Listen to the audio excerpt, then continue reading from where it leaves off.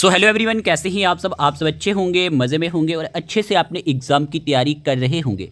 तो मेरे प्यारे दोस्तों, काफ़ी सारे एस्पायरेंट की डिमांड थी कि सिविक्स पोर्शंस पे दोबारा से एमसीक्यू सेशन लाए जाएं, तो हम आपके सामने एमसीक्यू सीरीज लेके हाजिर हैं। बस आपका काम है क्लास को लाइक कर देना। अगर हम आपकी डिमांड पे इतना कर सकते हैं तो आपका काम भी है क्लास को लाइक कर देना। हमने देखा है आप लोग बहुत कंजूसी दिखाते हो, बहुत ज़्यादा कंजूसी। पता नहीं एक लाइक करने से क्या होता है। लाइक करने से कुछ भी नहीं होता है। लाइक करने से ये होता है कि हमारी वीडियोज़ जो है ना, यूट्यूब बाकी एस्पायरेंट्स को भी रिकमेंड करता है, यार किसी का भला हो जाएगा। ठीक है, तो क्लास को लाइक कर दिया करो। वीडियो को स्टार्ट करने से पहले आपसे मैं ये बोलूँगा कि वीडियो को पॉज करना, पहले खुद आंसर देने की कोशिश करना। लगभग यहाँ पे 100+ एमसीक्यूज इस सेशन में रहेंगे, आपकी अच्छे से रिवीजन हो जाएगी। बाकी टेलीग्राम को जरूर फॉलो कर लेना, लिंक आपको कमेंट या फिर डिस्क्रिप्शन बॉक्स में मिल जाएगा डेली क्विज क्वेश्चंस के लिए। कल का पेपर आपने देखा होगा, काफ़ी सारे क्वेश्चंस डायरेक्टली और इनडायरेक्टली हमारी सीरीज से पूछे गए थे। हालांकि मैथ और रीजनिंग के क्वेश्चन तो बिल्कुल डिट्टो कॉपी पूछे गए थे। बिना टाइम वेस्ट किए कंटिन्यू करते हैं, लेट्स बिगिन।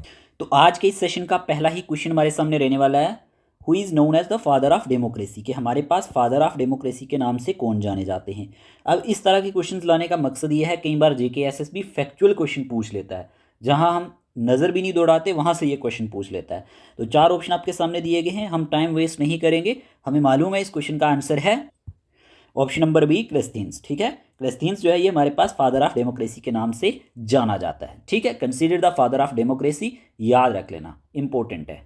ठीक है, फिर अगर आपसे पूछा जाए the word democracy is derived from which language, कि जो वर्ड डेमोक्रेसी है ये डिराइव्ड कौन सी लैंग्वेज से हुआ, लेटिन से हुआ, फ्रेंच से हुआ, ग्रीक से हुआ, इंग्लिश से हुआ, तो आपका आंसर क्या रहेगा। देखो, जब हम बात करते हैं डेमोक्रेसी वर्ड के बारे में प्यारे दोस्तों, तो ये हमारे पास डिराइव्ड हुआ है ग्रीक भाषा। ठीक है, is derived from Greek language. कौन सी लैंग्वेज? ग्रीक लैंग्वेज, याद रख लेना, इंपॉर्टेंट है। तो आपको क्या याद रखना है, वर्ड डेमोक्रेसी डिराइव्ड हुआ ग्रीक लैंग्वेज से। It comes from the Greek word, आप याद रख लेना, डेमोक्रेटिया। ठीक है, डेमोक्रेटिया से ये निकला है, ये चीज़ आप याद रखोगे। ये काइंड हुआ था लगभग 5th सेंचुरी बीसी में। ठीक है, टू डिनोट करने के लिए पॉलिटिकल सिस्टम को, जो कहाँ पे तब एग्जिस्ट करता था, ग्रीक सिटीज़ में। ठीक है, ग्रीक सिटी के जो हमारे पास स्टेट्स थे वहाँ पे। तो आपको क्या याद रखना है, अगर रूट वर्ड आपसे पूछा जाए, रूट वर्ड, तो आप क्या याद रखोगे, रूट वर्ड में याद रखना ये कंबाइंस होता है ग्रीक वर्ड डेमोस से। एक तो आप याद रखोगे डेमोस, डेमोस का मीनिंग होता है प्यारे दोस्तों हमारे पास पीपल। ठीक है, ये चीज़ आपको याद रखनी है, आर कॉमन पीपल भी आप बोल सकते हो। ठीक है, और यहीं पे ना दूसरा वर्ड कौन सा था, क्रेटोस। क्या था, क्रेटोस। क्रेटोस का मतलब क्या होता है, मीनिंग रूल। क्या होता है, मीनिंग रूल। ठीक है, ये चीज़ आप याद रखोगे। या फिर हम कह सकते हैं पावर आर अथॉरिटी। क्या, अथॉरिटी, ये चीज़ आप याद रखें। तो लिटरल मीनिंग इसका क्या है, translates to rule by the people. क्या, रूल बाय द पीपल, ये चीज़ आप याद रखोगे, or power of the people. ठीक है, फिर आपसे क्वेश्चन में पूछा गया है the word demos in democracy means, जो वर्ड डेमोस है इसका मतलब क्या है, पावर, पीपल, गवर्नमेंट, कॉन्स्टिट्यूशन। तो इसका आंसर आएगा पीपल। अभी मैंने आपको बता दिया, option number B is the correct answer. ठीक है, क्वेश्चन नंबर 4 में आपसे पूछा जा रहा है who is considered the father of Indian democracy. अगर आपसे पूछा जाए फादर ऑफ इंडियन डेमोक्रेसी कौन है, Jawaharlal Nehru, Mahatma Gandhi, doctor B R Ambedkar, Sardar Vallabh Bhai Patel. इस क्वेश्चन का आंसर है डॉक्टर बी आर अम्बेडकर। क्या आंसर है, doctor B R Ambedkar, option number याद रखना सी। फिर आपसे क्वेश्चन नंबर 5 में पूछा जा रहा है who was the chairman of the drafting committee of constitution of India, कि हमारे पास चेयरमैन कौन थे drafting committee of constitution of India के, Rajendra Prasad, doctor B R Ambedkar, Jawaharlal Nehru, B N Rau. इस क्वेश्चन का आंसर है डॉक्टर बी आर अम्बेडकर। क्या है, डॉक्टर बी आर अम्बेडकर इसका सही आंसर है, ऑप्शन नंबर याद रख लेना बी। फिर आपसे क्वेश्चन नंबर 6 में पूछा जा रहा है the constitution of India came into force on 15 August 1947, 26 January 1950, 26 नवंबर 1949, 2 अक्टूबर 1950। इस क्वेश्चन का आंसर है 26 जनवरी, याद रख लेना, 1950, ऑप्शन नंबर बी इसका सही आंसर है। चलिए फिर क्वेश्चन नंबर 7 में आपसे पूछा जा रहा है in which type of democracy do citizens directly vote on laws and policies. कौन सी टाइप ऑफ डेमोक्रेसी में जो सिटीजन्स होते हैं ये डायरेक्टली वोट करते हैं लॉज पे एंड पॉलिसीज पे, representative democracy, parliamentary democracy, direct democracy, presidential democracy. इस क्वेश्चन का आंसर है डायरेक्ट डेमोक्रेसी। क्या आंसर है, डायरेक्ट डेमोक्रेसी, याद रखना, ऑप्शन नंबर सी इसका सही आंसर है। फिर क्वेश्चन नंबर 8 में प्यारे दोस्तों पूछा जा रहा है आपसे इन parliamentary democracy the prime minister is chosen by. जो पार्लियामेंट्री डेमोक्रेसी होती है इसमें प्राइम मिनिस्टर किसके द्वारा चूजन किया जाता है, प्रेसिडेंट के द्वारा, पार्लियामेंट के द्वारा, जुडिशरी के द्वारा, मिलिट्री के द्वारा, इस क्वेश्चन का आंसर है पार्लियामेंट। क्या आंसर है? पार्लियामेंट। पार्लियामेंट्री डेमोक्रेसी में प्राइम मिनिस्टर चुन किया जाता है पार्लियामेंट के द्वारा। क्वेश्चन नंबर 9 में पूछा जा रहा है India follows which type of democratic system. India कौन सा डेमोक्रेटिक सिस्टम फॉलो करता है? Presidential, direct democracy, parliamentary democracy, military democracy. Simple है, parliamentary democracy according to options. हमारे पास ऑप्शन नंबर सी इसका सही आंसर आएगा। ठीक है, इंपॉर्टेंट क्वेश्चन है। देखो ये रिवीजन क्लास है, मैंने यहाँ पे सिर्फ बिल्कुल सिंपल क्वेश्चन रखने की कोशिश किया ताकि आपकी अच्छे से रिवीजन भी हो जाए। नंबर 10 में पूछा जा रहा है the United kingdom follow which type system of government. के जो यूनाइटेड किंगडम है ये किस तरह का गवर्नमेंट सिस्टम फॉलो करता है? Absolute monarchy, presidential democracy, constitutional monarchy with parliamentary democracy, या फिर मिलिटरी रूल। तो इस क्वेश्चन का आंसर है constitutional monarchy with parliamentary democracy, option number C. ठीक है, option number C is the correct answer. अब आपको कुछ पॉइंट्स याद रखने हैं, डेमोक्रेसी के बारे में कुछ इंपॉर्टेंट पॉइंट्स याद रखने हैं। क्लेस्थियंस के बारे में मैंने आपको बताया 570 से 508 बीसी में ये जान जाते हैं फादर ऑफ डेमोक्रेसी के नाम से एंशिएंट ग्रीस में। और वर्ड डेमोक्रेसी आया फ्रॉम ग्रीक वर्ड्स डेमोस यानी पीपल, क्रेटोस मतलब पावर ऑफ पीपल, और meaning of democracy rule of the people. ठीक है, ये चीज़ें आप याद रखोगे। थोड़ा फास्ट इसलिए चल रहा हूँ, आपका पेपर अब पास है, तो ये एक रिवीजन क्लास है। ऑलरेडी ये सारी चीज़ें हमने पढ़ी हुई हैं, हमने आपको नोट्स भी प्रोवाइड किए हैं A to Z, तो आपने ये सारी चीज़ें पढ़ ली होंगी। यहाँ पे सिर्फ एक रिवीजन क्लास है। ठीक है, अगर क्लास अच्छा लग रहा है तो क्लास को लाइक कर दिया करो। ये क्लासेस सिर्फ और सिर्फ आपकी डिमांड पे हम लाते हैं। ठीक है, फिर अगर हम बात करें फादर ऑफ इंडियन डेमोक्रेसी के बारे में, तो आपको क्या याद रखना है, डॉक्टर BR अम्बेडकर जो हैं ये फादर ऑफ इंडियन डेमोक्रेसी के नाम से जाने जाते हैं। He was the chairman of the drafting committee of the Indian constitution. ये क्या थे? चेयरमैन थे drafting committee of Indian constitution के। कॉन्स्टिट्यूशन ऑफ इंडिया कब फोर्स में आया था? 26 जनवरी 1950 को फोर्स में आया था। ठीक है, टाइप्स ऑफ डेमोक्रेसी में जब हम बात करते हैं तो आपको कुछ पॉइंट याद रखने हैं, जैसे कि डायरेक्ट डेमोक्रेसी होती है। डायरेक्ट डेमोक्रेसी में क्या होता है? सिटीजन्स डायरेक्टली वोट करते हैं लॉज एंड पॉलिसीज पे। ठीक है, फिर हमारे पास दिया गया है रिप्रेजेंटेटिव। इनडायरेक्ट डेमोक्रेसी क्या होती है? यहाँ पे लोग जो होते हैं, याद रखना, ये इलेक्ट करते हैं रिप्रेजेंटेटिव को टू मेक डिसीजंस, ताकि वो डिसीजंस बना सकें। फिर हमारे पास प्रेसिडेंशियल डेमोक्रेसी होती है, people elect the president as head of the government. इसमें क्या होता है? लोग क्या करते हैं? इलेक्ट करते हैं प्रेसिडेंट को एज हेड ऑफ गवर्नमेंट के तौर पर। फिर हमारे पास पार्लियामेंट्री डेमोक्रेसी होती है, पीपल इलेक्ट करते हैं पार्लियामेंट को विच चूजेज द प्राइम मिनिस्टर, जो क्या करती है? चूज करती है प्राइम मिनिस्टर को, जैसे कि इंडिया में भी देखने को मिलता है। कॉन्स्टिट्यूशनल डेमोक्रेसी का मतलब क्या है? गवर्नमेंट पावर इसमें लिमिटेड होती है बाय द कॉन्स्टिट्यूशन के द्वारा। देखो यार, आगे बढ़ने से पहले अगर आप में से कोई भी इंटरेस्टेड एस्पायरेंट अगर टेस्ट सीरीज चाहिए, OMR टेस्ट सीरीज होंगे, बिल्कुल लेटेस्ट एग्जाम पैटर्न पे बेस्ड होंगे। एक टेस्ट आपका पेंडिंग है, वो भी आज या कल आपको मिल जाएगा, बिल्कुल JK SSB के पैटर्न पे बेस ये भी बनाया जाएगा। 9 टेस्ट हमने ऑलरेडी प्रोवाइड किए हुए हैं, तो स्टडी मटेरियल भी मिल जाएगा। ठीक है, सारा स्टडी मटेरियल हमने पेड टेलीग्राम में डाल के रखा हुआ है। ठीक है, जैसे कि हमने आपको स्टार्टिंग से बोला था कि आपको टेलीग्राम सब्सक्रिप्शन जो है एग्ज़ाम तक रहेगी। तो अगर आज आप में से कोई ज्वाइन करना चाहे, लास्ट जो 2-4 दिन है, अगर आपको रिवीजन करनी है, प्रैक्टिस सेट लगाने हैं, तो इसकी फ़ी आज आपको ओनली एंड ओनली यहाँ पे ना 269 पड़ेगी, 269। तो यहाँ पे आप क्या कर सकते हैं, व्हाट्सएप नंबर स्क्रीन पे दिया गया है, मैसेज वही एस्पायरेंट करना जो सीरियस होंगे, जिनको स्टडी मटेरियल चाहिए होगा। ऐसे फालतू में कोई भी मैसेज नहीं करेगा। हमारी टीम के पास इतना टाइम नहीं होता कि हर एक का टाइमली रिप्लाई कर पाए, क्योंकि हमें आपको लेक्चर्स भी देने होते हैं, हमें आपके टेस्ट भी बनाने होते हैं। तो ये अपडेट देना काफ़ी ज़रूरी था, क्योंकि काफ़ी सारे एस्पायरेंट के मैसेज आते रहते हैं, उनको समझ ही नहीं आती है। तो ये सारे PDF आपको पेड टेलीग्राम में मिल जाएंगे। ठीक है, A to Z, और आपको इसमें टेस्ट भी मिल जाएंगे। तो कोई भी अगर लेना चाहे तो व्हाट्सएप नंबर पे ही मैसेज करना, जो नंबर आपको स्क्रीन पे दिख रहा है 8492886188। आगे बढ़ते हैं।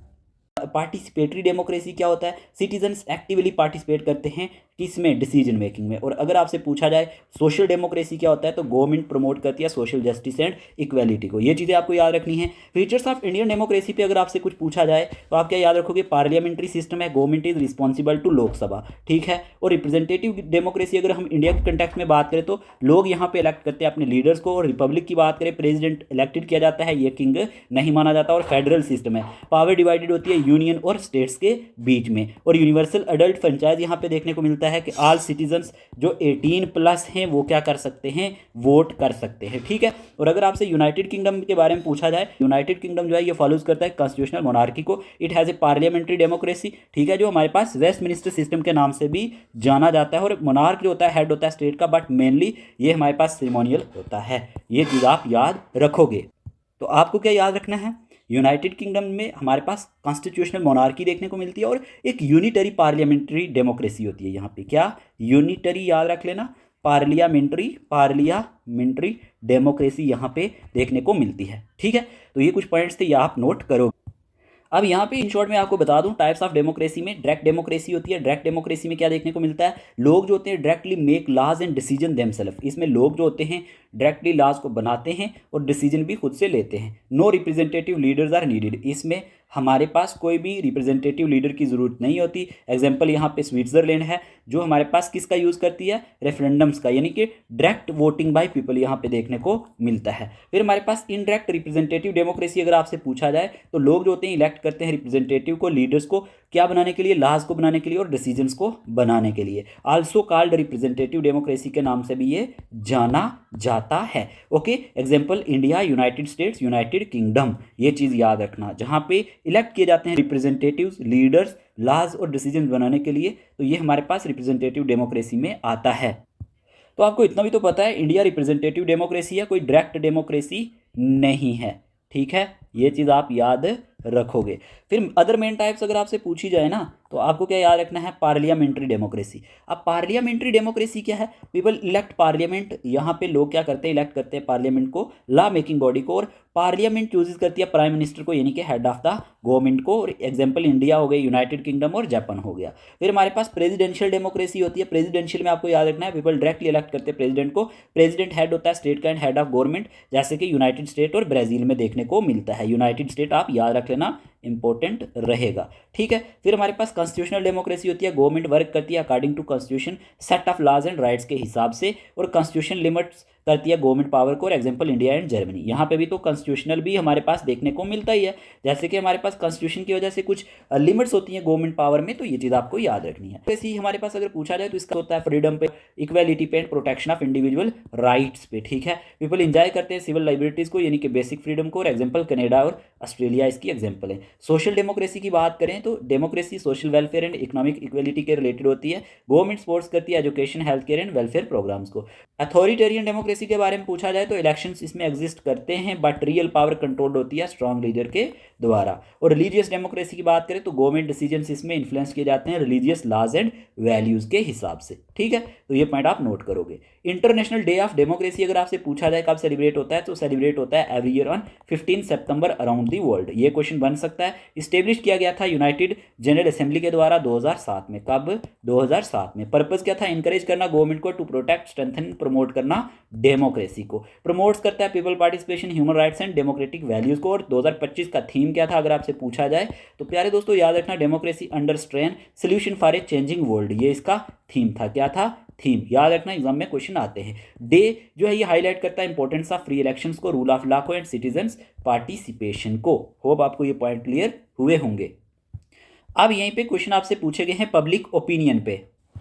पहला ही क्वेश्चन आपसे पूछा जा रहा है, what is meant by public opinion के पब्लिक ओपिनियन से मतलब क्या है? Opinion of government officials, views of single leader, views and attitudes of the people on public issues, decision taken by the judiciary. इस क्वेश्चन का answer है views and attitudes of the people on public views. यही तो हमारे पास public opinion कहलाता है। फिर हमारे पास पूछा गया है क्वेश्चन नंबर 12 में, विच of the following helps in forming public opinion. इनमें से कौन सा मदद करता है किस में? पब्लिक ओपिनियन बनाने में। Media and public debates, elections and opinion polls, social media discussions, all of the above. तो इस क्वेश्चन का आंसर क्या आएगा? सभी ने चूज किया होगा मेरे प्यारे दोस्तों ने, ऑल ऑफ द अबव इसका सही आंसर है। क्वेश्चन नंबर 13 में पूछा जा रहा है, public opinion is important in a democracy because. ये ओपिनियन जो है इंपॉर्टेंट क्यों है डेमोक्रेसी में? Because it guides government policies and decisions, it replaces the constitution, it removes elections, it controls the judiciary. Simple है, it guides government policies and decisions. तो ये चीज़ आप याद रखोगे। क्वेश्चन नंबर 15 में आपसे पूछा जा रहा है, consider the following statement about public opinion. पहला स्टेटमेंट पूछा जा रहा है, it represents the collective view of large section of society on public issues. दूसरा पूछा जा रहा है, it always reflect unanimous agreement among all citizens. आपसे पूछा जा रहा है, which of the statement given above is are correct? First only, second only, both first and second, या इनमें से कोई भी सही नहीं है? तो फर्स्ट ओनली इसका सही आंसर है। It represents the collective views of large section of society on public issues. It always reflects unanimous agreement among all citizens, ये गलत है। ठीक है, फिर आपसे क्वेश्चन नंबर 16 में पूछा जा रहा है, which of the following institutions play an important role in the formation of public opinion? Media, political parties, educational institutions, pressure groups. पहला आपको मीडिया दिया गया, दूसरा पॉलिटिकल पार्टीज, तीसरा आपको एजुकेशनल इंस्टीट्यूशंस, चौथा आपको प्रेशर ग्रुप। सेलेक्ट करना है correct answer using the code given below. First and second, first second and third, first second third and four, second and four. देखो आपको क्वेश्चन को पढ़ना है ध्यान से और आंसर चूज करना है। आंसर आएगा option number C, first, second, third and fourth. इनमें से ये सारे के सारे इंस्टीट्यूशन जो है ना ये प्ले करते हैं एक important role in the formation of public opinion में। क्वेश्चन नंबर 17 में पूछा जा रहा है, which are the following statement best describe the nature of public opinion in democracy.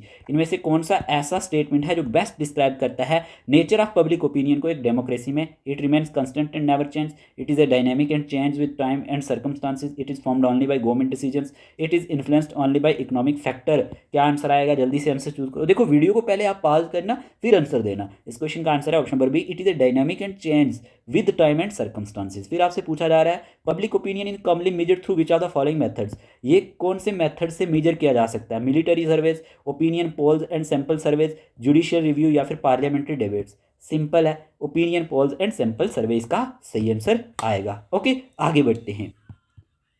अब बेसिक कंसेप्ट कुछ आप याद रखोगे पब्लिक ओपिनियन के बारे में। Public opinion means the views and attitudes of people on public issues. इसका मतलब क्या है कि जो लोगों के व्यूज होते हैं, जो एटीट्यूड होता है लोगों का पब्लिक इश्यूज के रिलेटेड, यही हमारे पास पब्लिक ओपिनियन कहलाता है। इट रिप्रेजेंट्स करता है collective opinion of large section of the society. इसमें कलेक्टिव ओपिनियन देखने को मिलता है लार्ज सेक्शन जो होती है सोसाइटी की, इसके related. It is not always unanimous, ये ऑलवेज यूनैनिमस नहीं होता, कंप्लीट एग्रीमेंट मतलब नहीं होता, बट शोज करता है एक जनरल कॉन्सेंसस यानी कि कॉमन एग्रीमेंट को दिखाता है। ठीक है, रोल इन डेमोक्रेसी इसका क्या देखने को मिलता है पब्लिक ओपिनियन का। पब्लिक ओपिनियन होल्ड करता है गवर्नमेंट को अकाउंटेबल, ये इन्फ्लुएंसेस करता है लॉ मेकिंग को एंड पॉलिसी डिसीजंस को, ये इफेक्ट करता है इलेक्शन रिजल्ट्स को, ये हेल्प करता है स्ट्रेंथिंग करने में डेमोक्रेसी को। Governments often consider public opinion before major decision. और जो हमारे पास गवर्नमेंट है ना, ये भी कई बार क्या करती है, कंसीडर करती है पब्लिक ओपिनियन को मेजर डिसीजन लेने से पहले। नेचर ऑफ पब्लिक ओपिनियन अगर आपसे पूछा जाए तो याद रख लेना, पब्लिक ओपिनियन डायनेमिक है यानी चेंज हो जाता है टाइम के साथ। क्वेश्चन पूछा जा सकता है क्या है, dynamic. It change with new information and circumstances, ये चेंज हो सकता है किसके साथ, न्यू इन्फॉर्मेशन एंड सर्कमस्टांसिस के साथ। It can be influenced by logic and rational debate, it can also B influenced by emotions and propaganda, और ये इन्फ्लुएंस हो सकता है इमोशंस एंड प्रोपेगेंडा के द्वारा भी। अब agencies of public opinion formation में कौन कौन सी आएंगी, मीडिया आएगा, जैसे न्यूज़पेपर, टीवी, रेडियो, इंटरनेट, ये मेजर रोल प्ले करते हैं। Media spread information and debates, ये जो मीडिया है ये स्प्रेड करता है इन्फॉर्मेशन को और डिबेट्स को। पॉलिटिकल पार्टीज इन्फ्लुएंस करती हैं पब्लिक ओपिनियन को थ्रू कैंपेन एंड रैलीज के द्वारा। ओके, मैनिफेस्टो मदद करता है हेल्प करने में शेप वोटर ओपिनियन में। एजुकेशनल इंस्टीट्यूशंस जो हैं ये मदद करते हैं थिंकिंग ऑफ यूथ के लिए, और सिविल सोसाइटी ऑर्गेनाइजेशंस क्रिएट करती हैं अवेयरनेस, और प्रेशर ग्रुप्स जो होते हैं ये इन्फ्लुएंस करते हैं ओपिनियन को प्रोटेस्ट एंड पिटिशंस के द्वारा। याद रख लेना, इंपॉर्टेंट है ये सारे पॉइंट। ठीक है, और public meeting and discussions also shape करते हैं ओपिनियन को। सिग्निफिकेंस इन इंडिया की बात करें मेरे प्यारे दोस्तों, तो पब्लिक ओपिनियन हेल्प करता है policy guidance for the government के लिए, इन्फ्लुएंस करता है सोशल रिफॉर्म्स को लाइक लॉज अगेंस्ट डोवरी। ठीक है, आल्सो इफेक्ट करता है इकोनॉमिक पॉलिसीज को, इंश्योर करता है डेमोक्रेटिक अकाउंटेबिलिटी को भी, और गवर्नमेंट अवॉइड करती है misrule due to public pressure. तो ये चीज़ आप याद रखोगे। पब्लिक ओपिनियन पॉलिसी की बात करें हैं तो पब्लिक पार्टिसिपेशन हेल्प करती है बेटर पॉलिसी इंप्लीमेंटेशन में। ठीक है, यानी कि पब्लिक पार्टिसिपेशन मदद करती है बेटर पॉलिसी इंप्लीमेंटेशन, और सिटीजन्स इन्वॉल्वमेंट इंप्रूव करती है एफिशिएंसी को एंड इफेक्टिवनेस ऑफ प्रोग्राम्स को। Public opinion helps administrators understand people's need, तो इससे जो पब्लिक ओपिनियन होते हैं ना ये मदद करते हैं एडमिनिस्ट्रेटर्स को क्या अंडरस्टैंड करने में, लोगों की जरूरतों को। Public opinion and foreign policy की बात करें तो public opinion also effects foreign policy decisions को भी इफेक्ट करते हैं। अर्लियर जैसे स्कॉलर्स लाइक गैब्रियल एलमंड की बात करें, वाल्टर लिपमैन की बात करें, तो ये बिलीव्ड करते हैं कि public opinion on foreign policy ये अनस्टेबल है। लेटर स्टडीज दिखाती हैं कि people opinions are generally stable और रेशनल भी हैं। ठीक है, तो ये कुछ पॉइंट्स हैं, ये भी आप याद रख सकते हैं।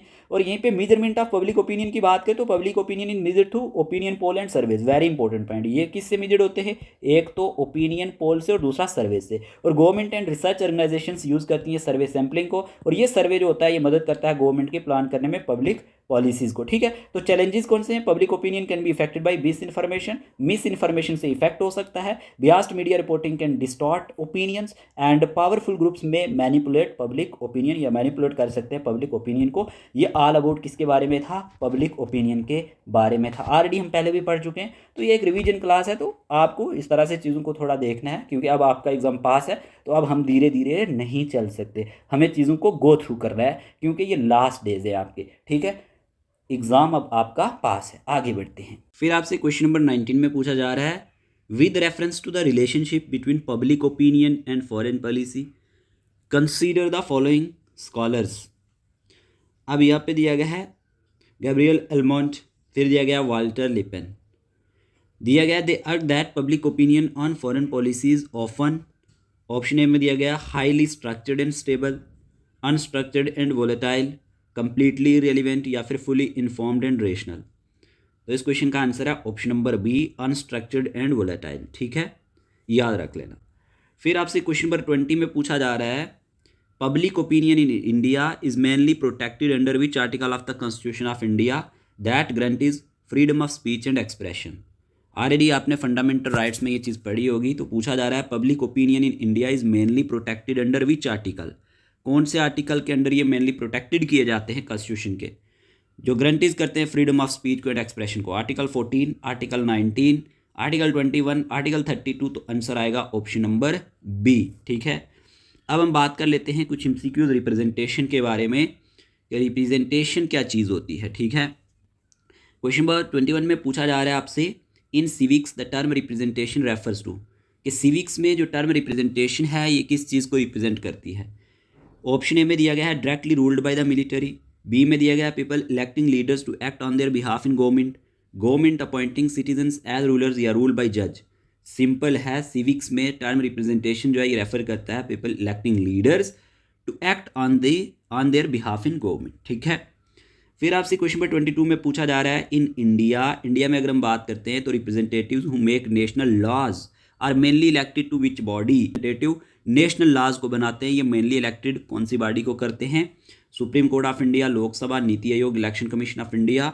Are mainly elected to which body, याद रखना Lok Sabha. Lok Sabha is the correct answer.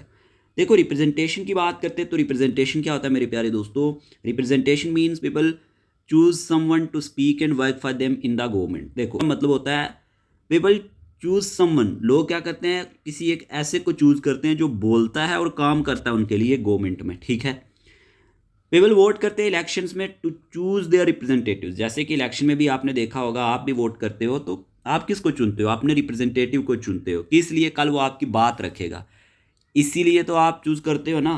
तो दीज रिप्रेजेंटेटिव्स, ये जो रिप्रेजेंटेटिव्स होते हैं ये लॉज बनाते हैं and take decision for the country, और क्या लेते हैं, डिसीजंस लेते हैं कंट्री के लिए।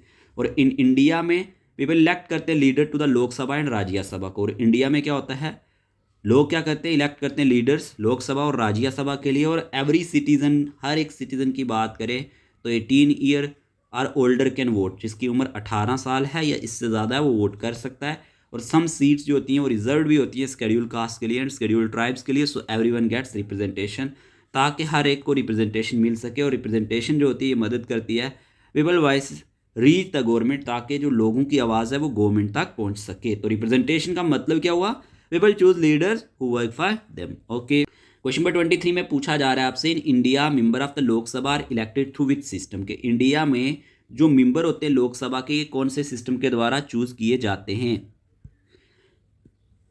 तो हमारे पास ऑप्शन दिए गए proportional representation, first past the post system, single transferable vote, nomination by the president. तो इंडिया में मेंबर ऑफ द लोकसभा जो होते हैं ये इलेक्टेड किए जाते हैं first past the post system के द्वारा। ठीक है, फिर आपसे क्वेश्चन में पूछा जा रहा है member of the Rajya Sabha are elected by, के जो मेंबर होते हैं राज्यसभा के ये इलेक्टेड कौन करता है, direct voting by citizens, governor of state, elected member of state legislative assemblies या प्राइम मिनिस्टर। तो सिंपल है, इलेक्टेड मेंबर्स जो होते हैं स्टेट लेजिस्लेटिव असेंबलीज के, याद रखना। ठीक है, member of the Rajya Sabha are elected by elected members of state legislative assemblies. ठीक है, president can nominate how many members to the Rajya Sabha, जो प्रेसिडेंट होता है ये नॉमिनेट कर सकता है कितने मेंबर्स को राज्यसभा में, 10, 12, 14, 16। कितना आंसर आएगा, तो आपको क्या याद रखना है, जो प्रेसिडेंट है ना इंडिया का ये नॉमिनेट कर सकता है 12 मेंबर्स को। कितने, 12 मेंबर्स को, 12 मेंबर्स, याद रख लेना।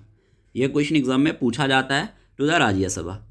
ठीक है, फिर आपसे क्वेश्चन नंबर 26 में पूछा जा रहा है the right to vote in India for citizens above 18 year is known as, कि जो राइट टू वोट होता है इंडिया में सिटीजन्स के लिए अबव 18 ईयर, ये किस नाम से जाना जाता है, limited franchise, universal adult suffrage, interact election, nomination system.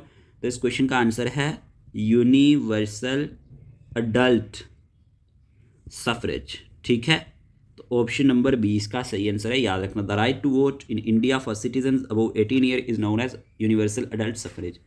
Question number 27 में पूछा जा रहा है seats reserve for schedule caste and schedule tribes in legislature aim to ensure, कि जो सीट्स रिजर्व होती हैं शेड्यूल कास्ट के लिए, शेड्यूल ट्राइब्स के लिए लेजिस्लेचर में, इनका एम किस चीज़ को इंश्योर करना होता है, मिलिट्री रिप्रेजेंटेशन को, रिलीजियस कंट्रोल को, representation of weaker sections, representation of political parties. Simple है, रिप्रेजेंटेशन ऑफ वीकर सेक्शन इसका सही आंसर आएगा। ठीक है, सीट्स रिजर्व जो होती है ना schedule caste and schedule tribes के लिए लेजिस्लेचर में, इनका एम होता है इंश्योर करना रिप्रेजेंटेशन ऑफ वीकर सेक्शंस को। क्वेश्चन नंबर 28 में पूछा जा रहा है, in India which of the following elections is conducted using proportional representation bye single transferable vote. ये क्वेश्चन काफ़ी इंपॉर्टेंट है कि इंडिया में कौन से इलेक्शन जो हैं कंडक्टेड किए जाते हैं यूजिंग करके प्रोपोर्शनल रिप्रेजेंटेशन का बाय सिंगल ट्रांसफरेबल वोट के द्वारा। Election to the Lok Sabha, election to the Rajya Sabha, election to state legislative assemblies, election in municipal councils. तो इस क्वेश्चन का आंसर है इलेक्शंस टू द राज्यसभा। ठीक है, ऑप्शन नंबर बी। देखो, रिप्रेजेंटेशन के बारे में कुछ और पॉइंट डिस्कस करें तो India is a parliamentary democracy. India क्या है, एक पार्लियामेंट्री डेमोक्रेसी है जहाँ पे लोग जो होते हैं वो चूज़ करते हैं लीडर को इलेक्शंस के द्वारा। तो यहाँ पे एक डायरेक्ट रिप्रेजेंटेशन देखने को मिलती है। क्या डायरेक्ट रिप्रेजेंटेशन, यानी पीपल डायरेक्टली इलेक्ट करते हैं लीडर्स को लोकसभा में एंड स्टेट लेजिस्लेटिव असेंबलीज में, याद रखना। और तीसरा याद रखना, first past the post system के बारे में, candidate who gets the highest votes win the elections, कि वो कैंडिडेट जो ज़्यादा वोट लेता है वो इलेक्शन को जीत जाता है। और इनडायरेक्ट रिप्रेजेंटेशन भी होती है, member of the Rajya Sabha elected किए जाते हैं स्टेट लेजिस्लेटिव असेंबलीज मेंबर के द्वारा, नॉट डायरेक्टली। तो ये चीज़ भी आप याद रखोगे कि मेंबर जो होते हैं राज्यसभा के, ये इलेक्टेड किए जाते हैं स्टेट लेजिस्लेटिव असेंबली मेंबर्स के द्वारा। और नॉमिनेटेड मेंबर्स होते हैं, अब nominated members president of India जो होता है ये नॉमिनेट करता है 12 मेंबर्स टू द राज्यसभा। कितने? 12 मेंबर राज्यसभा के लिए फॉर स्पेशल नॉलेज के लिए, यानी जिनमें स्पेशल नॉलेज होता है आर्ट, साइंस और लिटरेचर का। रिजर्व्ड सीट्स की बात करें तो आप याद रख लेना, सम सीट्स जो होती हैं रिजर्व्ड होती हैं शेड्यूल कास्ट एससी के लिए एंड शेड्यूल ट्राइब एसटी के लिए, सो एवरीवन गेट रिप्रेजेंटेशन। और लोकल रिप्रेजेंटेशन की बात करें तो विलेज एंड सिटीज़ जो होते हैं ये इलेक्ट करते हैं लीडर्स को पंचायत एंड म्यूनिसिपैलिटीज़ में। और राइट टू वोट की बात करें तो एवरी सिटीजन 18 ईयर और ओल्डर कैन वोट। ठीक है, जिसकी उम्र 18 साल है या ओल्डर है वोट कर सकता है। और इलेक्शन लॉज के बारे में याद रखना, elections are guided by representation of people act 1950 के जो इलेक्शंस होते हैं ये गाइडेड किए जाते हैं रिप्रेजेंटेशन ऑफ पीपल एक्ट 1950 के द्वारा and representation of the people's act 1951 के द्वारा। ठीक है, और कॉन्स्टिट्यूंसीज के बारे में याद रख लेना, the country is divided into areas called constituencies and each area elect one representative. आपको पता ही है हर एक एरिया का एक रिप्रेजेंटेटिव भी होता है। तो पीपल इलेक्ट करते हैं लीडर्स को जो रिप्रेजेंट करते हैं गवर्नमेंट को national, state and local level पे। होप आपको ये सारी बातें यहाँ तक क्लियर हुई होंगी। फिर हमारे पास रिप्रेजेंटेशन इन इंडिया पे क्वेश्चन बना है, question number 29। Consider the following statements about the constitution 61st amendment act 1988। अब आपको यहाँ पे बताना है इसका आंसर क्या आएगा। 61st अमेंडमेंट एक्ट 1988 पे बना है। पहला स्टेटमेंट दिया गया, it reduce the voting age from 21 to 18 years. दूसरा दिया गया है, it applies to elections to the Lok Sabha and state legislative assemblies. फिर दिया गया है, it increase the minimum age to contest elections. Which of the statement given above is are correct? First and second, second and third, first only, first, second and third. इस question का answer है option number A. ठीक है, याद रखना first and second दोनों सही हैं। It reduce the voting age from 21 to 18 year बिल्कुल सही है, इंपॉर्टेंट है, याद रख लेना। पूछा जा रहा है क्वेश्चन 61st अमेंडमेंट एक्ट 1988 के बिना पे। तो it applies to elections to the Lok Sabha and state legislative assemblies, ये भी सही है, तीसरा गलत है। चलिए, कॉन्स्टिट्यूशन अगर हम बात करते हैं 61st अमेंडमेंट एक्ट 1988 के बारे में, तो आपको क्या याद रखना है, पास किया गया था 1988 में टू चेंज करने के लिए वोटिंग एज इंडिया में। क्या चेंज करने के लिए? Voting as. रिड्यूस करता है वोटिंग एज को 21 से 18 ईयर, याद रखना 21 से 18 ईयर। और याद रखना ये अप्लाइज होता है, it applies to elections for the Lok Sabha and state legislative assemblies. ये क्या होता है? अप्लाइज इलेक्शन फॉर लोकसभा के लिए एंड स्टेट लेजिस्लेटिव असेंबलीज के लिए। और this amendment expanded youth participation in election. और ये जो अमेंडमेंट है ये एक्सपेंड करता है किसको? यूथ पार्टिसिपेशन को इलेक्शन में। इन शॉर्ट आप याद रखोगे 61st अमेंडमेंट 1988 की जब हम बात करते हैं वोटिंग एज रिड्यूस करके 18 साल रखी गई थी मेरे प्यारे दोस्तों, याद रखना इंपॉर्टेंट है। आगे बढ़ते हैं, क्वेश्चन नंबर 30 में आपसे पूछा जा रहा है why is representation important in a democracy such as India. के रिप्रेजेंटेशन इंपॉर्टेंट क्यों है एक डेमोक्रेसी में, जैसे कि इंडिया की बात कर ले। पहला दिया गया it helps people express their opinion in government. फिर दिया गया हमारे पास representatives make laws in bodies like the Lok Sabha, it protect the interest and rights of citizens. फिर दिया गया it allows different groups in society to have a voice. Select the correct answer using the code given below. आपको answer choose करना है first and second only, second and third only, first second and third. First second third and four क्या answer आएगा? Simple है, option number D, first second third and four. It helps, मदद करता है लोगों की एक्सप्रेस करने के लिए अपने ओपिनियन गवर्नमेंट में। ठीक है, रिप्रेजेंटेटिव लॉज बनाते हैं बॉडीज में लाइक लोकसभा में, ये भी सही है। और ये प्रोटेक्ट करता है interest and rights of citizen, ये भी सही है। और it allows different groups in society to have a voice, ये भी सही है। आगे बढ़ते हैं, why representation is important. Representation important क्यों होती है मेरे प्यारे दोस्तों? तो याद रखना, पीपल्स वॉइस, याद रखना ये लोगों की वॉइस का काम करता है। Representation helps people express their opinion in government, के लोग क्या कर सके, एक्सप्रेस कर सके अपने ओपिनियन को गवर्नमेंट में। लॉ मेकिंग, लॉ मेकिंग का मतलब क्या हो गया? रिप्रेजेंटेटिव्स जो होते हैं ये लॉज बनाते हैं for the country in bodies like the Lok Sabha में, अगर हम बात करते हैं। फिर प्रोटेक्ट इंटरेस्ट, इसका मतलब क्या हो गया कि लीडर्स वर्क करते हैं to protect the need and rights of citizens, किसको प्रोटेक्ट करने के लिए? जो नीड्स हैं या राइट्स हैं सिटीजन्स के। फिर डेमोक्रेसी वर्क्स की बात करें तो रिप्रेजेंटेशन जो होती है ये makes democracy possible in large countries like India. फिर फेयर पार्टिसिपेशन देखने को मिलती है, ये अलाउज करता है different groups and communities to have a voice in government, के डिफरेंट ग्रुप्स और कम्युनिटीज की एक वॉइस होनी चाहिए गवर्नमेंट में। तो इन शॉर्ट क्या याद रखोगे, representation is important because it allows people to participate in government through elected leaders. तो ये चीज़ आप याद रखोगे। चलिए आगे बढ़ते हैं, क्वेश्चन नंबर 31 आपके सामने स्क्रीन पे। क्वेश्चन में पूछा जा रहा है which of the following statement describes franchise in a democracy like India. अब फ्रेंचाइज पे क्वेश्चन बना है, which of the following statement describe franchise in a democracy like India. पूछा गया, it means the right to vote in elections, it allows citizens to choose their representatives, people participate in democracy, it is given to citizens 18 years and above. Select the correct answer. चलिए क्या answer आएगा? First and second only, first second and third, second third and four, first second third and four. तो इस question का answer है option number D, ठीक है। It means the right to vote in elections, बिल्कुल सही है। It allows citizens to choose their representative, ये भी सही है। It helps people participate in democracy, ये भी सही है। और it is given to citizens 18 years and above, ये भी सही है। चलिए आगे बढ़ते हैं। फिर आपसे क्वेश्चन नंबर 32 में पूछा जा रहा है, यहाँ पे पूछा जा रहा है what are the roles of franchise in a democratic system, कि हमारे पास फ्रेंचाइज के क्या रोल है डेमोक्रेटिक सिस्टम में। It helps citizens elect leaders, it ensures public participation in government, it makes leader accountable to voters, it helps protect democracy. आपको सही answer choose करना है, first and second, second and third, first third and four, first second third and four. इस question का answer भी हमारे पास यहाँ पे आएगा ऑप्शन नंबर डी, ठीक है, first second third and four, याद रख लेना। It help citizens elect leaders, franchise की अगर हम बात करते हैं डेमोक्रेटिक कंट्री में तो ये मदद करता है सिटीजन्स की कि वो इलेक्ट कर सकते हैं अपने लीडर्स को, ठीक है। इंश्योर्स करता है पब्लिक पार्टिसिपेशन को गवर्नमेंट में, तो ये भी सही है। It makes leaders accountable to voters, ये भी सही है। और इट हेल्प्स प्रोटेक्ट डेमोक्रेसी, ये भी सही है। तो ऑप्शन आया ऑप्शन नंबर डी। अब यहीं पे देखो फ्रेंचाइज क्या होता है हमारे पास, ऑलरेडी मैंने आपको बता दिया। फ्रेंचाइज की बात करें तो franchise means the right to vote in elections. ये क्या होता है? एक राइट होता है वोट करने का इलेक्शंस में, पहला पॉइंट जो आप नोट करोगे। फिर it allows citizens to choose their representatives in government, ये क्या करता है? अलाउज करता है सिटीजन्स को कि वो अपने रिप्रेजेंटेटिव्स को चूज कर सके गवर्नमेंट में। फिर हमारे पास इन इंडिया, इंडिया की बात करें तो एवरी सिटीजन 18 ईयर ओल्ड और older than has the right to vote, जिसकी उम्र 18 साल है तो वो राइट है उसका वोट करने का। This system is called universal adult franchise, और ये सिस्टम क्या कहलाता है? यूनिवर्सल एडल्ट फ्रेंचाइज कहलाता है। वोटिंग की बात करें तो ये मदद करता है लोगों की टेक पार्ट इन डेमोक्रेसी, ताकि वो किसमें हिस्सा ले सकें? डेमोक्रेसी में हिस्सा ले सके। रोल्स ऑफ फ्रेंचाइज की अगर हम बात करते हैं प्यारे दोस्तों तो चूज लीडर्स, पब्लिक पार्टिसिपेशन देखने को मिलता है, अकाउंटेबिलिटी देखने को मिलती है, प्रोटेक्ट डेमोक्रेसी इसमें देखने को मिलता है, और इक्वल वॉइस। अब एक एक करके देखते हैं। चूज लीडर का मतलब क्या हो गया? सिटीजन्स जो होते हैं इलेक्ट करते हैं रिप्रेजेंटेटिव्स को टू बॉडीज लाइक, जैसे कि लोकसभा में देखने को मिलता है। पब्लिक पार्टिसिपेशन से मतलब क्या हुआ? People take part in political process में हिस्सा लेते हैं। अकाउंटेबिलिटी का मतलब क्या हो गया? Leaders are responsible to the voters. Protect democracy का मतलब क्या हो गया? वोटिंग हेल्प करती है मेंटेन करने में डेमोक्रेटिक गवर्नमेंट को। इक्वल वॉइस का मतलब क्या हो गया? Every citizen gets an equal chance to influence government decisions, हर एक सिटीजन जो है उसके पास इक्वल चांस होता है कि वो इन्फ्लुएंस करे गवर्नमेंट के डिसीजन को।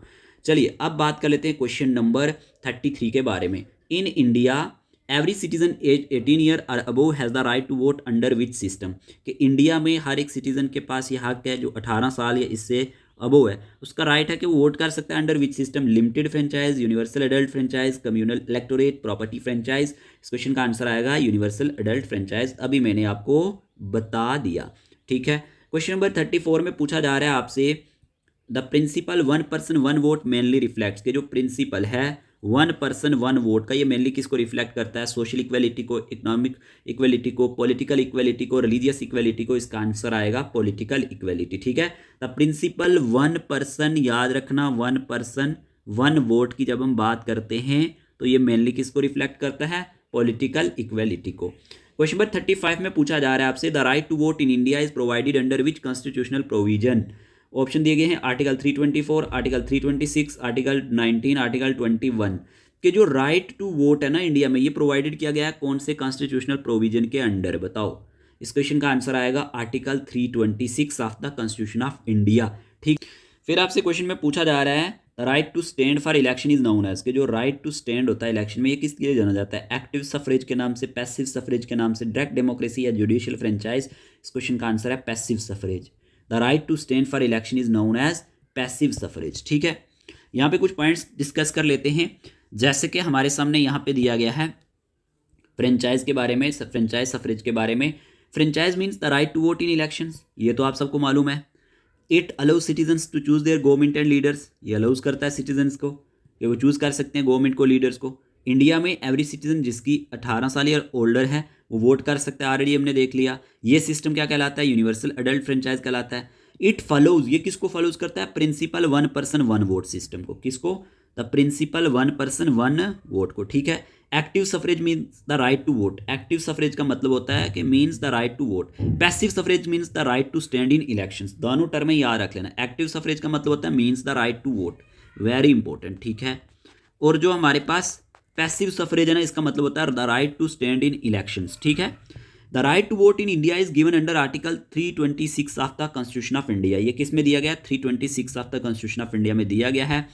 और आप क्या याद रखोगे, फ्रेंचाइज मदद करती है डेमोक्रेसी में, इक्वलिटी में एंड पब्लिक पार्टिसिपेशन में, very important. Democracy, equality and public participation. और sometimes voting rights can be restricted for serious criminal reasons. कई बार क्या होता है कि वोटिंग राइट्स जो होते हैं ये रिस्ट्रिक्ट किए जाते हैं जब कोई सीरियस क्रिमिनल रीजंस देखने को मिलते हैं। ठीक है, यहाँ तक बातें क्लियर हुई होंगी। चलिए क्वेश्चन नंबर 7 आपके सामने स्क्रीन पे, which type of franchise gives all adult citizens the right to vote in India. Limited franchise, universal adult franchise, property franchise, communal franchise. Simple है, universal adult franchise gives all adult citizens the right to vote in India. Question number 38 में पूछा जा रहा है आपसे, the right of a citizens to vote in election is called active franchise, passive franchise, indirect franchise, limited franchise. इस question का answer है active franchise. The right of a citizens to vote in elections is called active franchise. ठीक है, फिर आपसे question number 39 में पूछा जा रहा है, the right of a citizens to stand as a candidate in election is known as. देखो आगे बढ़ने से पहले ना, पहले भी मैंने एक मैराथन सेशन लाया हुआ है। ठीक है, जो आपका ना सिविक्स पोर्शन है, उसमें भी मैंने कुछ टॉपिक्स पे क्वेश्चंस लाए थे। उसका जो लिंक है ना, मैं इसी वीडियो के कमेंट बॉक्स में पिन कर दूंगा, कमेंट बॉक्स में पिन कर दूंगा, तो आप वो वीडियो ज़रूर देख लेना, बहुत इंपॉर्टेंट रहेगा, वेरी इंपॉर्टेंट। बाकी भी जो आपकी प्ले लिस्ट है ना, वो भी हम इसी वीडियो के कमेंट में पिन कर देंगे, तो आप जाके देख सकते हैं। Direct franchise, passive franchise, universal franchise, collective franchise. तो इस क्वेश्चन का आंसर है passive franchise. The right of citizens to stand as a candidate in election is known as passive franchise. Question number 40 में पूछा जा रहा है आपसे, यहाँ पे people directly elect members to which body in India. जो लोग होते हैं ये इलेक्ट करते हैं मेंबर्स डायरेक्टली, कौन सी बॉडी के लिए, Rajya Sabha, Lok Sabha, supreme court of India, NITI Aayog. Simple है, Lok Sabha is the correct answer. ठीक है, अब types of franchise in civics की बात करें तो कौन कौन से हैं types of franchise in civics. एक तो हमारे पास है universal adult franchise, all citizens 18 year and above have the right to vote in India, के जितने भी सिटीजन्स हैं जिनकी उम्र 18 साल है या इससे ज़्यादा है तो राइट टू वोट है उनको इंडिया में वोट करना। और regardless of caste, religion, gender और वेल्थ, चाहे वो किसी भी कास्ट से बिलोंग करता हो, रिलीजन या जेंडर या वेल्थ, जितना अमीर क्यों ना हो, गरीब क्यों ना हो। एक्टिव फ्रेंचाइज की बात करें तो याद रखना the right of citizens to vote in elections को कहा जाता है। और पैसिव फ्रेंचाइज मैंने आपको पढ़ा दिया, the right of citizens to stand as a candidate in elections. और डायरेक्ट फ्रेंचाइज क्या होता है अगर आपसे पूछा जाए तो याद रखना people directly vote for their representative such as elections to the Lok Sabha. इसमें लोग क्या करते हैं, वोट करते हैं अपने रिप्रेजेंटेटिव के लिए, जैसे कि इलेक्शंस टू द लोकसभा की बात होती है। और इनडायरेक्ट फ्रेंचाइज पूछा जाए तो representatives are elected by elected members. यहाँ पर रिप्रेजेंटेटिव्स जो होते हैं इलेक्टेड किए जाते हैं इलेक्टेड मेंबर्स के द्वारा, such as elections to the Rajya Sabha के द्वारा। ठीक है, होप आपको यहाँ तक बातें अच्छे से क्लियर हुई होंगी। तो ये हमने किस पे क्वेश्चंस डिस्कस किए, फ्रेंचाइज पे डिस्कस किए और कुछ रिप्रेजेंटेशन पे किए। अब यहीं पे क्वेश्चन नंबर 41 में पूछा जा रहा है आपसे, what is the main purpose of secret Australian ballot. Public voting, privacy and anonymity, faster counting, open discussion. तो इस क्वेश्चन का आंसर है ऑप्शन नंबर बी। ठीक है, प्राइवेसी एंड एनोनिमिटी। देखो ये क्वेश्चन हम सीक्रेट बैलेट पे आप डिस्कस कर रहे हैं। ठीक है, तो ऑप्शन नंबर बी इसका सही आंसर आएगा। देखो सीक्रेट बैलेट जो है ना, ये प्रिवेंट करता है वोटर की इंटिमिडेशन को, blackmail and voting buying by keeping choices anonymous. तो ये चीज़ आप याद रख सकते हो। फिर पूछा जा रहा है in a secret ballot how does a voter cast their vote, कि सीक्रेट बैलेट में एक वोटर जो है कैसे अपना वोट कास्ट करता है। Paper ballot and placing it in a sealed box, voting verbally to an officer, या फिर रेजिंग हैंड्स इन पब्लिक। तो जब हम बात करते हैं इसके बारे में, इसका आंसर है option number B, making a paper ballot and placing it in a sealed box. Option number B इसका सही आंसर है। वोटर्स जो होते हैं कास्ट करते हैं प्राइवेटली ऑन पेपर के ऊपर, जैसे कि आपको पता है, एंड कंटेन करते हैं लेटर टू मेंटेन करने के लिए सिक्रेसी को। क्वेश्चन नंबर 43 में पूछा जा रहा है what ensures privacy while marking the ballot in a polling station, counting table, voting booth, public display, ballot number. Simple है, इस क्वेश्चन का आंसर आएगा वोटिंग बूथ। ठीक है। नंबर 44 में पूछा जा रहा है आपसे which international law guarantees the right to vote secretly, कौन सा इंटरनेशनल लॉ जो है गारंटी करता है right to vote secretly. Universal declaration of human right, Geneva convention, Paris agreement, Kyoto protocol. Simple है, universal declaration of human right, option number ए।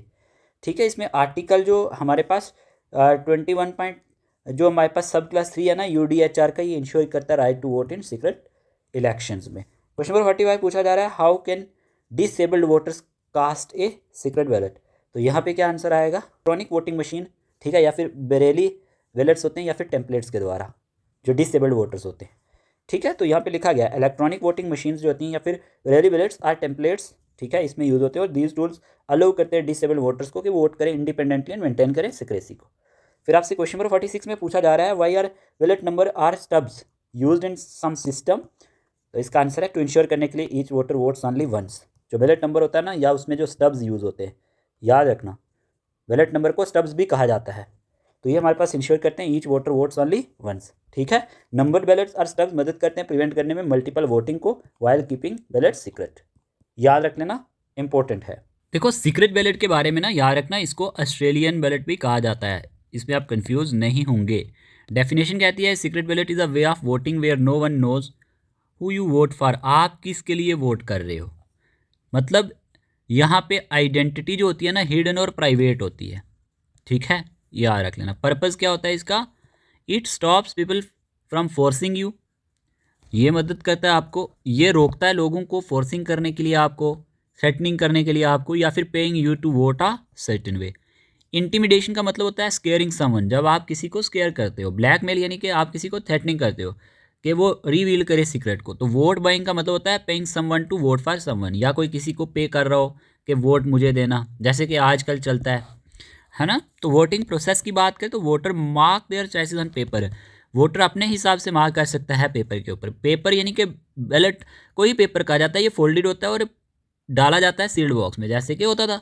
और votes are counted letter, और बाद में वोट्स काउंट किए जाते थे। No one knows who voted for whom, और कोई भी नहीं जानता था कि किसने किसके लिए यहाँ पे वोट डाला है। तो बैलेट का मतलब क्या है, पेपर यूज़ फॉर वोटिंग, कि पेपर जो यूज़ होता है वोटिंग के लिए। सील्ड का मतलब होता है क्लोज होता है, so no one can see inside, तो अंदर उसमें कोई भी देख नहीं सकता कि किसने किसको वोट किया, वो सील्ड होते हैं। ठीक है।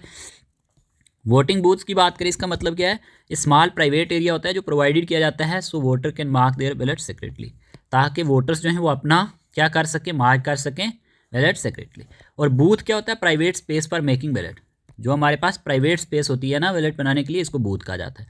और बैलेट डिज़ाइन की बात करें, पेपर हैज़ कैंडिडेट्स नेम्स और क्वेश्चंस। ठीक है, पेपर की बात करें तो कैंडिडेट नेम्स और क्वेश्चंस होते हैं विद चेक बॉक्सेस के साथ, so it is fair and unbiased, इससे ये फेयर और अनबियास्ड होता है। ब्याज का मतलब अनफेयर इन्फ्लुएंस देखने को मिलता है। चेक बॉक्सेस का मतलब स्मॉल स्क्वायर होते हैं टू मार्क योर चॉइसेस।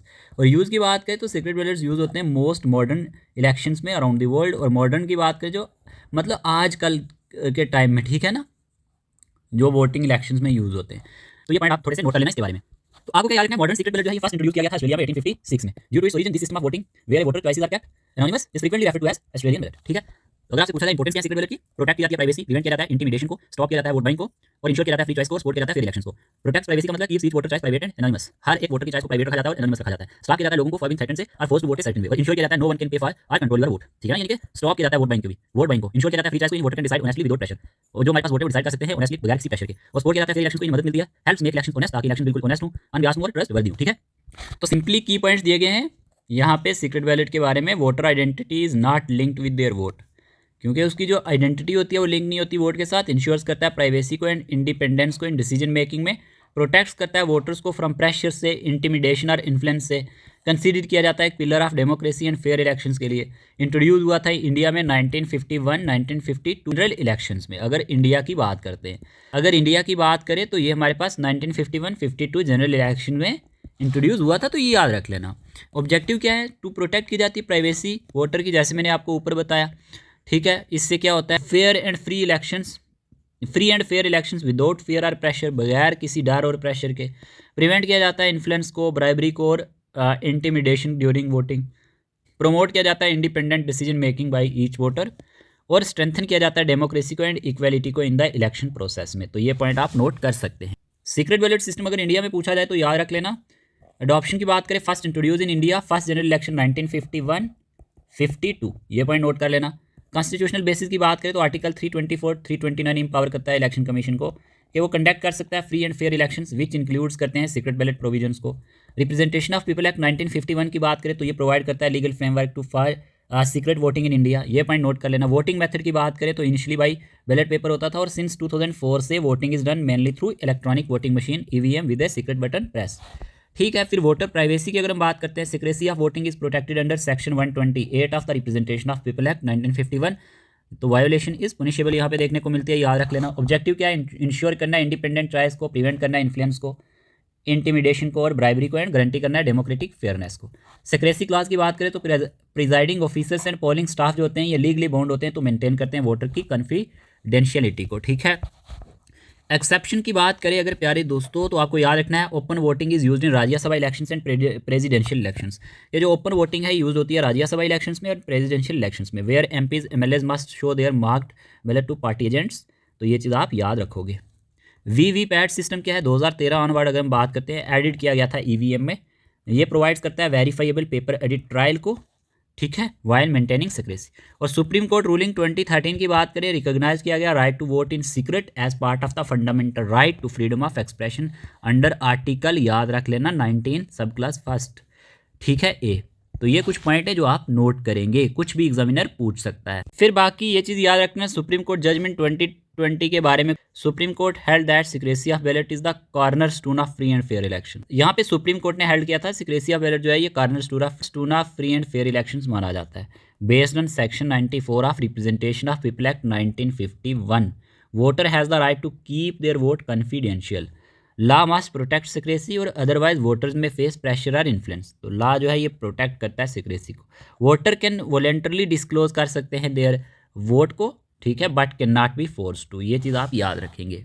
यहाँ पे एक चीज़ याद रख लेना, टोटलाइजर कंसेप्ट के बारे में, ये एक डिवाइस है जो काउंट्स करती है वोट्स को फ्रॉम 14 बूथ्स टुगेदर, ठीक है, hides booth wise voting pattern और प्रिवेंट्स करता है विक्टिमाइजेशन और प्रेशर ऑन वोटर्स, और स्ट्रेंथन्स करता है सिक्रेसी ऑफ बैलेट को, ठीक है। और रिप्रेजेंटेशन ऑफ पीपल एक्ट 1951 जो है ये प्रोवाइड करता है rule for conduct of elections को, और डील करता है registration of parties, qualifications, disqualifications and corrupt practices के बारे में, इंश्योर करता है dispute settlement in elections cases, तो ये चीज़ आपको याद रखनी है। फिर आपसे क्वेश्चन में पूछा जा रहा है why is secret ballot important, ये इंपॉर्टेंट क्यों है?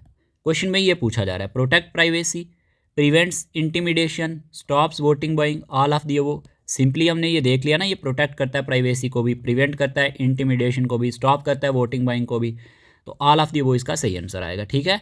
Secret ballot is important because it protects voter privacy, prevent करता है थ्रेट्स और ब्राइबरी को, और अलाउज करता है ऑनेस्ट वोटिंग को एंड इंश्योर करता है फेयर इलेक्शन को, ठीक है।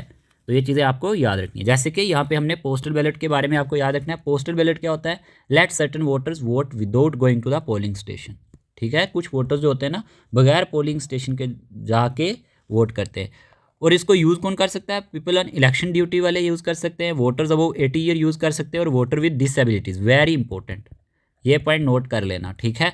और पीपल अंडर प्रिवेंटिव डिटेंशन, और दोज इफेक्टेड बाय कोविड-19 एट दैट टाइम अगर हम बात करते हैं। तो प्रोसेस क्या है? एलिजिबल वोटर्स अप्लाइज पर पोस्टल बैलेट के लिए एलिजिबल होते हैं। Ballots are sent by mail भेजा जाता है या एट फैसिलिटेशन सेंटर्स में, और field ballots are collected by officers के द्वारा ये कलेक्ट किया जाता है and sent to the returning officer, RO को ये भेजा जाता है, ठीक है। बैलेट्स आर स्टोर्ड सिक्योरली, ये क्या किए जाते हैं? स्टोर्ड किए जाते हैं एक स्पेशल स्ट्रॉन्ग रूम में अंटिल काउंटिंग। फिर अगर आपसे पूछा जाए इलेक्ट्रॉनिक वोटिंग मशीन ईवीएम के बारे में, EVM are machine use to cast votes electronically. Preparation की बात करें, machines are checked, cleaned and tested before use. इनको चेक किया जाता है, क्लीन किया जाता है और टेस्ट किया जाता है यूज़ करने से पहले। एक मॉक पोल इस पर ड्राई रन किया जाता है, मतलब ट्राई किया जाता है to done to ensure they work correctly, कि वो काम अच्छे से कर रहा है या नहीं कर रहा। मशीन्स आर रेंडमली असाइंड की जाती है बूथ्स में एंड कंस्टिट्यूंसीज में। और ड्यूरिंग इलेक्शन के दौरान ईवीएम जो होते हैं ये सेफ रखे जाते हैं और सील्ड किए जाते हैं कैरिंग केसेस में, और ट्रांसपोर्टेड किए जाते हैं under armed escort to polling station. ये तो आपको पता ही है। After voting EVM are brought back to strong rooms और security is maintained and all party representatives can check. फिर बाद में ये सारी चीज़ें चेक की जाती हैं। चलिए क्वेश्चन नंबर 48 में पूछा जा रहा है what is the main purpose of VVPAT attach to an EVM. Option दिया गया to count votes faster, to verify votes and ensure transparency, to replace postal ballots या फिर to display polling results publicly. इसका answer आएगा to verify votes and ensure transparency. ठीक है। VVPAT prints करता है एक पेपर स्लिप को जो दिखाता है वोटर की चॉइस को, और अलोइंग करता है वेरिफिकेशन एंड मेकिंग करता है इलेक्शन प्रोसेस ट्रांसपेरेंट। फिर यहाँ पे voter verifiable paper edit trial क्या होता है, वीवीपीएटी, फुल एब्रीविएशन याद रख लेना, इंपॉर्टेंट है। ठीक है। डेफिनेशन कहती है प्रिंट से paper slip showing voter choice. Process की बात करें, प्रेस किया जाता है बटन ऑन ईवीएम, फिर स्लिप शोज करती है candidate name and symbol for 7 seconds, फिर स्लिप ड्रॉप हो जाती है ड्रॉप बॉक्स में, और याद रखना वोट बिकम्स फाइनल। और पर्पस क्या है, इंश्योर करना है वोटर की वेरिफिकेशन एंड ट्रांसपेरेंसी। फिर यहीं पे क्वेश्चन नंबर 49 में पूछा जा रहा है consider the following statements about the vice president of India. आपको यहाँ पे वाइस प्रेसिडेंट ऑफ इंडिया पे क्वेश्चन बने। ठीक है। चलिए क्वेश्चन में पूछा जा रहा है the vice president is elected directly by the people of India. फिर पूछा जा रहा है the election uses proportional representation with a single transferable vote. The vice president cannot hold any other office of profit. A person must be at least 35 years old and qualified for Rajya Sabha membership to be eligible. Which of the statement given above is are correct? आपको बताना है कौन सा statement इनमें से सही है। ए statement में पूछा गया first second and third only, second third and four only, first and four only, first second third and four. इस क्वेश्चन का आंसर क्या आएगा, इस क्वेश्चन का आंसर आएगा option number B, second third and four only. ठीक है। तो यहाँ पे ये चीज़ आपको याद रखनी है। फर्स्ट स्टेटमेंट इनकरेक्ट है बिकॉज वाइस प्रेसिडेंट जो होता है ये इलेक्टेड किया जाता है indirectly by members of both houses, जिसमें पार्लियामेंट भी आता है, not directly by the people. ठीक है। तो ये चीज़ आपको याद रखनी है। बाकी स्टेटमेंट ठीक है, सेकंड स्टेटमेंट भी सही है, थर्ड भी सही है और फोर्थ भी सही है। देखो यहाँ पे लिखा गया है vice president of India, article 66 में अगर आप देखोगे तो इलेक्शन के बारे में क्या बताया जा रहा है, vice president is elected indirectly by members of both houses of parliament, जिसमें हमारे पास Lok Sabha plus Rajya Sabha using secret ballot आता है। ठीक है। तो इलेक्टोरल मेथड की बात करें तो uses proportional representation with single transferable vote इसमें देखने को मिलता है। ठीक है। क्वालिफिकेशन की बात करें तो must be a citizen of India होना चाहिए, एटलीस्ट 35 ईयर ओल्ड होना चाहिए, must be qualified for Rajya Sabha membership होना चाहिए। ठीक है। और डिसक्वालिफिकेशन की बात करें तो can not B member of parliament, ये नहीं हो सकता state legislature while holding office, must wicket any such seat if elected. ठीक है। तो ये पॉइंट आप नोट कर सकते हो, क्या लिखा गया है, can not B A member of parliament, ये मेंबर नहीं हो सकता पार्लियामेंट का या स्टेट लेजिस्लेचर का वाइल होल्डिंग ऑफिस।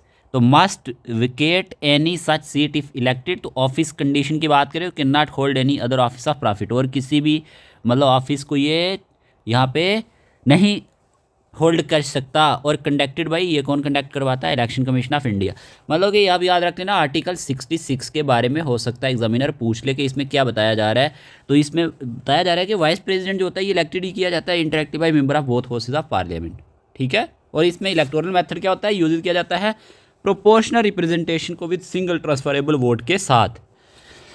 अब हमारे पास जो क्वेश्चंस रहने वाले हैं ये रहने वाले हैं सिंबल पे बेस्ड। ठीक है। क्वेश्चन नंबर 50 पूछा जा रहा है what is the main purpose of election symbol, कि मेन पर्पस क्या है इलेक्शन सिंबल का, डेकोरेट, आइडेंटिफाई, रिप्लेस, डिले। देखो सिंबल किस लिए होते हैं, आइडेंटिफाई करने के लिए। ठीक है ना। तो ऑप्शन नंबर बी ही तो आंसर आएगा। ठीक है। इलेक्शन सिंबल्स जो होते हैं ये वोटर्स की मदद करते हैं रिकॉग्नाइज करने में पार्टीज या फिर कैंडिडेट को easily, specially if they can not read, अगर वो पढ़ नहीं सकते। तो ऑप्शन नंबर बी इसका सही आंसर आएगा। क्वेश्चन नंबर 51 में पूछा जा रहा है which body regulates election symbols in India, कौन सी बॉडी रेगुलेट करती है इलेक्शन सिंबल्स इंडिया में, पीएमओ, ईसी, सुप्रीम कोर्ट या फिर एमएचए। तो ईसी, इलेक्शन कमीशन। ठीक है। इलेक्शन कमीशन ऑफ इंडिया जो है मैनेज करता है allocation and fair use of, याद रख लेना, इलेक्शन सिंबल्स इन इंडिया। फिर आपसे पूछा जा रहा है 52 में विच of the following is a national symbol, इनमें से कौन सा एक नेशनल सिंबल है, पार्टी फ्लैग, बूथ, बैलेट। आपको पता है फ्लैग क्या है, एक नेशनल सिंबल, ठीक है। नेशनल सिंबल रिप्रेजेंट्स करता है कंट्री की आइडेंटिटी को एंड वैल्यूज़ को, जिसमें फ्लैग या फिर हम कह सकते हैं एम्बलम आ जाता है, या फिर नेशनल कोई एनिमल आ सकता है, ठीक है। तो ये चीज़ भी आप याद रख सकते हैं। पे ना क्वेश्चन नंबर 53 में पूछा जा रहा है, consider the following statement regarding the election symbols reservation and allotment order 1968। Option A में दिया जा रहा है first statement, it is issued under the power of article 324 of the constitution, symbols are classified as reserved for recognised parties and free for unrecognized parties are independents. The election commission decisions on symbol disputes are binding and quasi-judicial in nature. The order applies only to parliamentary constituencies. जल्दी इस question का answer बताओ। इसी तरह के question आपके exam में देखने को मिलेंगे। Option number A first second and third only, first and four only, second and four only, first second third and four only. देखो आपने कल का पेपर वाइल्ड लाइफ गार्ड का तो देख ही लिया, वाइल्ड लाइफ गार्ड का तो पेपर 12th लेवल पे था, ठीक है ना, जिनकी सिर्फ यहाँ पे 12th क्वालिफिकेशन थी, इसी पे बेस था ये एग्जाम। तो आपका तो हर अच्छे लेवल की पोस्ट है, तो बताइए क्या आंसर आएगा। It is issued under the power of article 324 of the constitution, क्या ये सही है या गलत। या फिर सिंबल्स आर क्लासिफाइड किए जाते हैं as reserved for recognised parties and free for unrecognised parties or independents. Election commission decision on symbol disputes are binding and quasi judicial in nature. Order applies होता है सिर्फ only to parliamentary constituency. Answer आएगा option number A first second and third. पहले तीनों सही है, जो fourth वाला इनकरेक्ट है, बिकॉज ऑर्डर अप्लाइज होता है both parliamentary and assembly constituencies में भी, ठीक है, असेंबली भी आएगा। तो यहाँ पे गलत कौन सा है, फोर्थ वाला, ठीक है। फर्स्ट सेकंड थर्ड इसका सही आंसर है। फिर ना आपसे क्वेश्चन नंबर 54 में पूछा जा रहा है, consider the following statements about Indian national flag, Tiranga. Tiranga के बारे में आपको क्वेश्चन पूछा गया। The flag consist of saffron white and green horizontal bands, Ashok chakra in the center has 24 spokes and represent dharma chakra. Flag must be made of silky only. The flag was designed by Pingali Vinkaya. Which of the statement given above is are correct? First, second and third, first, second and four, second, third and four, first, second, third and four. आपको सही answer choose करना है। इस question का answer है option number B first, second and four only, ठीक है। पहला स्टेटमेंट जो है इन क्वेश्चन का आंसर है फर्स्ट, सेकंड एंड फोर। जो स्टेटमेंट थर्ड दिया गया ना, इनकरेक्ट है, because the flag must be made of khadi, hand spun, cotton, wool और स्किल, नॉट सिल्क ऑनली, ठीक है। मेड ऑफ सिल्क ऑनली लिखा गया ना, तो जो फ्लैग होता है ये बनता है खादी का, ठीक है, खादी का, याद रख लेना, हैंड स्पून कॉटन के साथ, हैंड स्पून कॉटन और जो हमारे पास वूल रहता है या फिर सिल्क। तो यहाँ पे लिखा था मस्ट बी लिखा था। तो एक एक छोटी छोटी चीज़ भी मैटर करती है। कल का पेपर देख लो, उसमें ना छोटी छोटी चीज़ें मैटर कर रही थी। तो ऑप्शन नंबर बी ही इसका सही आंसर आएगा।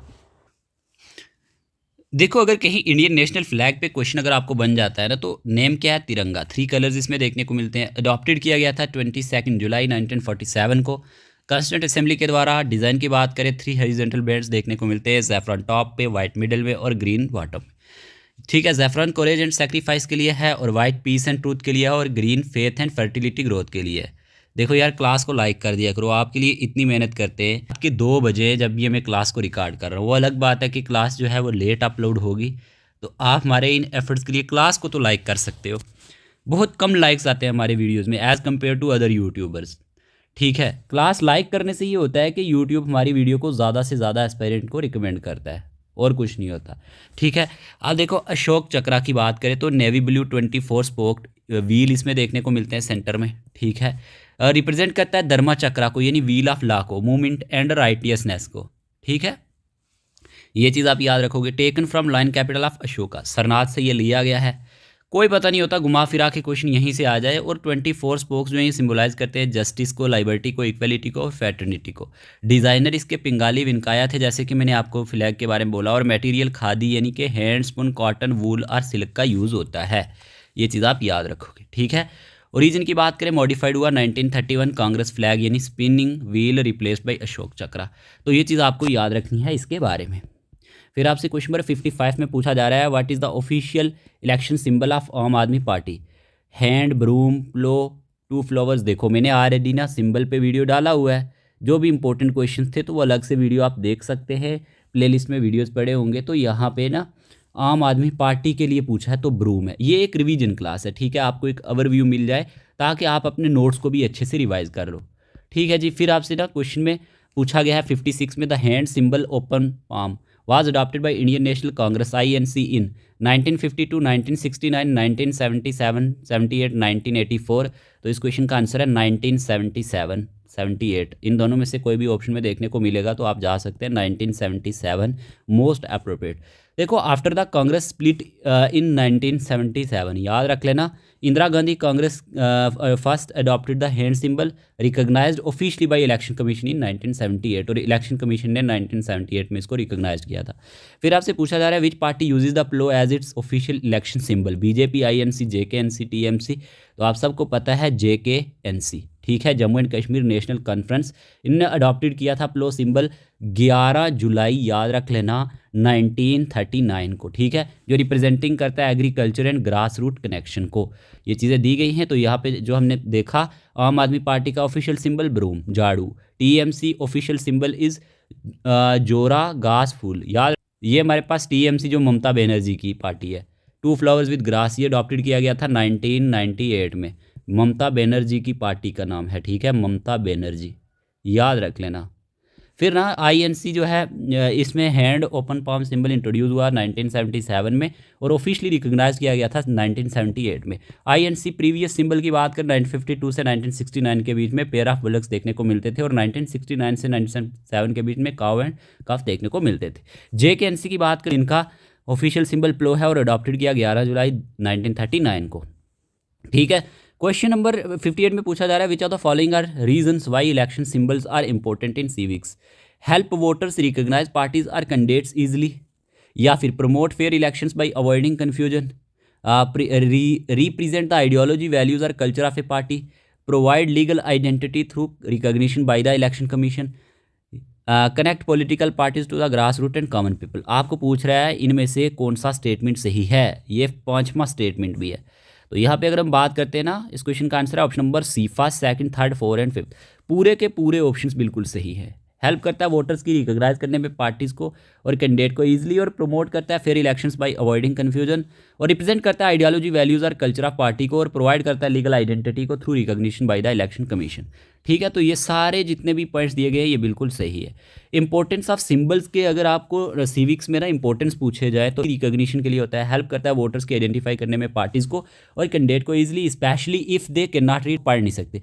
प्रमोट करता है फेयर इलेक्शंस को, रिप्रेजेंट करता है आइडियोलॉजी को, लीगल आइडेंटिटी को, और कनेक्ट्स टू ग्रास रूट्स। देखो, प्रमोट्स फेयर इलेक्शन का मतलब हो गया ये इंश्योर करता है क्लैरिटी को, so voters are not confuse between parties, और रिप्रेजेंट्स करता है आइडियोलॉजी को, शो करता है वैल्यूज, कल्चर और बिलीव्स ऑफ पार्टी और कंट्री को, और लीगल आइडेंटिटी का मतलब है ये ऑफिशियली रिकॉग्नाइज किया गया था इलेक्शन कमीशन के द्वारा और ये पार्टीज को एक लीगल सिंबल देता है। और कनेक्ट्स टू ग्रास रूट का मतलब है सिंबल्स लाइक ब्रूम के बारे में बताया, एएपी का या प्लो जेकेएनसी का, ये लिंक होता है पार्टीज, लिंक करता है पार्टीज को कॉमन पीपल के साथ। तो ये हमारे पास क्या इंपॉर्टेंस, एक तो इजी रिकॉग्निशन, प्रमोट करना फेयर इलेक्शंस को, रिप्रेजेंट करना आइडियोलॉजी को, लीगल आइडेंटिटी को, और कनेक्ट करना ग्रास रूट को। क्वेश्चन नंबर 59 में पूछा जा रहा है consider the following statement about A campaign in civics. अब आपको ना कैंपेन पे क्वेश्चन पूछा गया है, लेकिन इससे पहले हम थोड़ा सा ना सिंबल पे कुछ और चीज़ें डिस्कस कर लेते हैं। जैसे हम बात कर रहे थे सिंबल की सिविक्स में, तो देखो सिंबल क्या, एक साइन है, ऑब्जेक्ट है या फिर एम्बलम हो सकता है जो रिप्रेजेंट करता है इंपॉर्टेंट आइडियाज़ या फिर वैल्यूज़ को, ये तो आपको पता है। हेल्प करता है लोगों की आइडेंटिफाई करने में एंड कनेक्ट करने में विद देयर नेशन गवर्नमेंट के साथ। Symbol stands for unity, freedom, justice and national pride. Example include national flag, national emblem and Ashok chakra, ठीक है। और एग्जाम्पल यहाँ पे they create a sense of belonging and respect among citizens, तो ये चीज़ें इसमें आती हैं, ठीक है। तो ये चीज़ आप याद रखना। एक चीज़ पूछी जाती है कि पॉलिटिकल इलेक्शन सिंबल्स जो है इंडिया में फर्स्ट यूज्ड कौन से इलेक्शन में किए गए थे, तो 1951, 52 याद रख लेना, ठीक है। जैसे यहाँ पे लिखा गया election symbol in India was were first used in 1951, 52. They helped illiterate voters identify parties and candidates. जो पढ़े लिखे लोग नहीं ना होते हैं तो इनको आइडेंटिफाई करने के लिए मदद मिलता है। Election commission of India introduce करता है इनको, और सिंबल्स मेक वोटिंग सिंपल होती है इनसे, क्लियर होती है हर एक के लिए। और even today they help voter recognise parties easily. ये चीज़ें आप याद रखोगे। बाकी अगर सिस्टम अलॉटमेंट की बात करें तो election commission of India give symbol to parties, और this is done under the election symbol order 1968 के अंडर आता है, जिसमें रिजर्व सिंबल्स जो होते हैं बिलोंग टू रिकॉग्नाइज्ड नेशनल और स्टेट पार्टीज के लिए आते हैं, और फ्री सिंबल्स जो होते हैं ये इंडिपेंडेंट और अनरिकॉग्नाइज्ड कैंडिडेट्स के लिए होते हैं, ठीक है। तो ये चीज़ आप याद रखोगे। बाकी ना फर्स्ट सिंबल ऑफ इंडिया अगर पूछा जाए तो India became free on 15 August 1947 और first state emblem was adopted on 30 December 1947, याद रखोगे, ठीक है। और it shows the lion capital of Ashoka at Sarnath और emblem was kept inside a rectangular frame. तो ये चीज़ें तो आपको ऑलरेडी मैंने बता भी दी, ये चीज़ आप याद रखोगे। बाकी स्टेट एम्बलम ऑफ इंडिया की बात करें तो date of adoption adopted on 26 January 1950 the day India became a republic, ये चीज़ याद रख लेना। Origin derived from the lion capital of Ashoka at Sarnath. Motto इसका क्या है, Satyameva Jayate, below meaning truth alone triumphs, ये याद रखोगे। और सिग्निफिकेंस क्या है, यूज्ड ऑन गवर्नमेंट डॉक्यूमेंट्स पे यूज़ होता है, लेटर हेड्स पे, करेंसी पे, पासपोर्ट पे, टू रिप्रेजेंट करने के लिए अथॉरिटी को। अगर आपसे डिफरेंस पूछा जाए सिंबल और एम्बलम के बीच में, तो सिंबल रिप्रेजेंट्स करता है आइडिया कंसेप्ट को, और एम्बलम जो होता है ये एक सिंबल होता है जो रिप्रेजेंट्स करता है ग्रुप को, ऑर्गेनाइजेशन को या कंपनी को। और ऑल एम्बलम्स आर सिंबल्स, सारे एम्बलम सिंबल्स हो सकते हैं but not all symbols are emblems, तो ये चीज़ आप याद रख लेना। इलेक्शन सिंबल्स इन इंडिया की बात करें तो election commission of India ECI a lots करता है सिंबल पार्टीज को एंड कैंडिडेट्स को, जैसे मैंने आपको बता दिया। This is done under the election symbol reservation and allotment order 1968, ये इसके अंडर आता है। और रिजर्व सिंबल्स जो होते हैं ये रिकॉग्नाइज करते हैं नेशनल एंड स्टेट पार्टीज को। तो फ्री सिंबल्स जो होते हैं अनरिकॉग्नाइज पार्टी के लिए होते हैं। तो यहाँ पे ना आप याद रख लेना recognition of political parties and election symbols के बारे में। Election commission of India handle करता है recognition of parties and allocation of symbols, ठीक है। It's authority comes from article 324 of the constitution, section 29A of representation of the people act 1951, ये आप fact याद रख लेना। And the election symbols reservation and allotment order 1968, याद रख लेना। अब आर्टिकल 324 क्या देता है, ईसीआई को पावर देता है to supervise, direct and control करे इलेक्शंस को इंडिया में। और सेक्शन 29A रिक्वायर्स करता है न्यू पॉलिटिकल पार्टीज को कि वो रजिस्टर करें विद ईसीआई एंड प्लेज करें alliance to the constitution and democratic principles के साथ। और इलेक्शन सिंबल ऑर्डर जो 1968 का था ना प्यारे दोस्तों, ये प्रोवाइड करता है रूल्स फॉर रिजर्व सिंबल्स, जैसे मैंने आपको बता दिया, and free symbols for unrecognised parties. और ईसीआई जो है ये सेटल करता है डिस्प्यूट्स को भी between factions of a party regarding it's name और सिंबल, अगर उसके नेम के रिलेटेड या सिंबल के रिलेटेड कोई बात है तो ये भी कौन सेटल करता है, ईसीआई। तो यहाँ पे ये कुछ नेशनल पार्टी सिंबल देख लेना। आम आदमी पार्टी का, ठीक है, झाड़ू है। बहुजन समाज पार्टी का एलिफेंट है। भारतीय जनता पार्टी का यहाँ पे देखने को मिल रहा होगा आपको लोटस है। कम्युनिस्ट पार्टी ऑफ इंडिया का सीपीआई का यहाँ पे एक सिक्किल आपको देखने को मिल रही होगी। इंडियन नेशनल कांग्रेस का हाथ है, हैंड। और नेशनल पीपल्स पार्टी एनपीपी का यहाँ पे एक बुक टाइप है, ठीक है। तो ये चीज़ आप याद रखोगे। बाकी कहीं जम्मू एंड कश्मीर नेशनल कॉन्फ्रेंस पे पूछा जाए तो अडॉप्टेड किया था प्लो को एज सिंबल 1939 में। और the red and white flag with plough was formally adopted on July 11 1939, ये डेट याद रख लेना, ठीक है, इंपॉर्टेंट है। Red and white flag party was originally founded in 1932 में फाउंड की गई थी as the all Jammu and Kashmir Muslim Conference के तौर पे। और जून 11 1939 में अगर हम बात करते हैं, it was renamed the all Jammu and Kashmir National Conference to represent all peoples of the state not just Muslims. Plough symbol reflect करता है party connection to agriculture and common people को। बाकी ना यहाँ पे बनियान ट्री के बारे में याद रख लेना, नेशनल ट्री ऑफ इंडिया है। बनियान ट्री की बात करें तो इंडिया का नेशनल ट्री है और it is revered for its longevity and wide spread aerial prop root that grow into the new trunk. जैसे कि आपको मालूम होना चाहिए इसकी जो रूट्स होती है बहुत लॉन्ग होती हैं, दूर दूर तक फैली होती हैं। और इट्स इंटरकनेक्टेड स्ट्रक्चर सिम्बलाइज करता है एटर्नल लाइफ को, यूनिटी को एंड शेल्टर को ऑल पीपल के लिए। और हिंदुज़म में इट इज़ कॉल्ड, और हिंदुज़म में इसको क्या कहा जाता है, कल्पवृक्षा, ठीक है, जिसका मीनिंग है विशिंग फुलफिलिंग ट्री। तो ये पॉइंट भी आप नोट कर सकते। बाकी ये याद रख लेना, royal Bengal tiger national animal of India है। Royal Bengal tiger panthera tigris is India's national animal. ये सिंबलाइज करता है स्ट्रेंथ, एजिलिटी, पावर को। डिक्लेयर किया गया था 1973 में टू प्रमोट करने के लिए wild life and forest conservation को। और यहीं पे ना इंडियन एलिफेंट की बात करें तो national heritage animal of India है। देखो यहाँ पे ना सिंबल्स पे बेस्ड ही चीज़ें थोड़ी मैं डिस्कस कर रहा हूँ इंटरलिंक करके। तो इंडियन एलिफेंट की बात करें, Elephas maximus indicus was declare the national heritage animal in 2010 और it is an important symbol in Indian mythology and represents करता है इंडिया की लेगेसी को और बायोडाइवर्सिटी को। Its conservation is closely link to the protection and forest ecosystem. बाकी अगर आपको सिग्निफिकेंस के बारे में पूछा जाए तो रिप्रेजेंट्स करता है आइडियाज़ एंड वैल्यूज़ को, ठीक है। सिंबल की बात करें, प्रमोट करता है नेशनल आइडेंटिटी को, सिंप्लीफाई करता है रिकॉग्निशन को, और इंस्पायर करता है रिस्पेक्ट एंड पैट्रियोटिज्म को, और कम्युनिकेट करता है कम्प्लेक्स आइडियाज़ को क्विकली, ठीक है। तो ये चीज़ आप याद रखोगे कुछ इंपॉर्टेंट अगर आपको सिग्निफिकेंस पूछे जाएँ, ठीक है। सिंबल्स जो होते हैं ना, ये विजुअली एक्सप्रेस करते हैं इंपॉर्टेंट कंसेप्ट्स को, जैसे यूनिटी, फ्रीडम, जस्टिस, डेमोक्रेसी को। मदद करते हैं सिटीजन्स की कि वो फील कनेक्टेड रहे देयर कंट्री के साथ एंड इंस्टीट्यूशंस के साथ। और सिंपल सिंबल जो होते हैं make it easier for everyone specially illiterate voters to identify parties, institutions और आइडियल्स। इनकरेज करते हैं लॉयल्टी को, प्राइड को एंड सिविक रिस्पॉन्सिबिलिटी को अमंग सिटीजन्स। और सिंबल्स कन्वे करते हैं important message and concept at a glance without words. तो ये सारे पॉइंट आप सिंबल के बारे में नोट करोगे जो मैंने आपको बताए हैं। चलिए अब क्वेश्चन नंबर 59 आपको ना पूछा गया है कैंपेन के बारे में। सिविक्स में कैंपेन क्या चीज़ है? A campaign is an organised effort to achieve a particular goal. Campaigns, दूसरा स्टेटमेंट, अच्छा, campaign can be conducted to raise public awareness about social issue. Campaign are conducted only during elections. आपको बताना है कौन सा स्टेटमेंट सही है, first and second, second and third, first and third, first second third. तो first and second दोनों ही स्टेटमेंट सही हैं, बिल्कुल ठीक है, याद रख लेना। फिर आपसे क्वेश्चन नंबर 60 में पूछा जा रहा है यहाँ पे, consider the following statement about campaign in elections. Campaigns are activities use to influence voters, कि ये ऐसी एक्टिविटीज़ होती है जो यूज़ की जाती है इन्फ्लुएंस करने के लिए वोटर्स को। Campaigns are conducted only after elections are completed. Campaigns conducted की जाती हैं सिर्फ इलेक्शंस कंप्लीट होने के बाद। या फिर political parties use campaigns to promote their candidates. Political parties use करती हैं कैंपेन्स का प्रमोट करने के लिए कैंडिडेट्स को। Which of the statement given above are correct? First and second, first and third, second and third, first second and third. Option number 20 का सही answer है फर्स्ट एंड थर्ड। ठीक है, फर्स्ट ठीक है, थर्ड भी ठीक है, ये वाला गलत है। इलेक्शन के बाद कैंपेन का क्या फ़ायदा? आगे बढ़ते हैं। Question number 61, consider the following statement about types of campaigns. पहले दिया गया election campaign ask voters to support a candidate, क्या ये स्टेटमेंट सही है या गलत? फिर दिया गया है awareness campaigns educate citizens about rights and duties, क्या ये स्टेटमेंट सही है या गलत? फिर दिया गया है development campaigns inform people about government schemes, क्या ये स्टेटमेंट सही है या गलत? क्वेश्चन ये पूछा गया है, which of the statement given above are correct?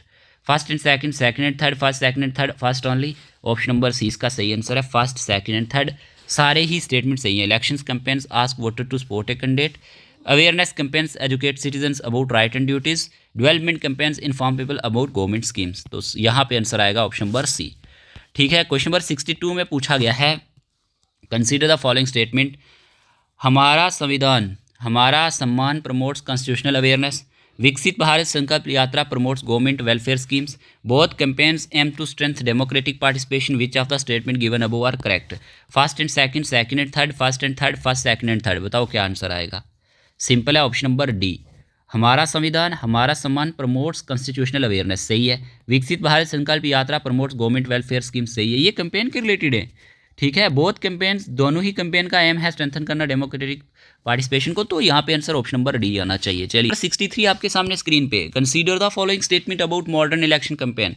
They are, देखो मॉडर्न इलेक्शन कैंपेन पे पूछा गया they use social media and digital technology, क्या ऐसा है? फिर दिया गया है data and survey helps identify target voters, ये वाला।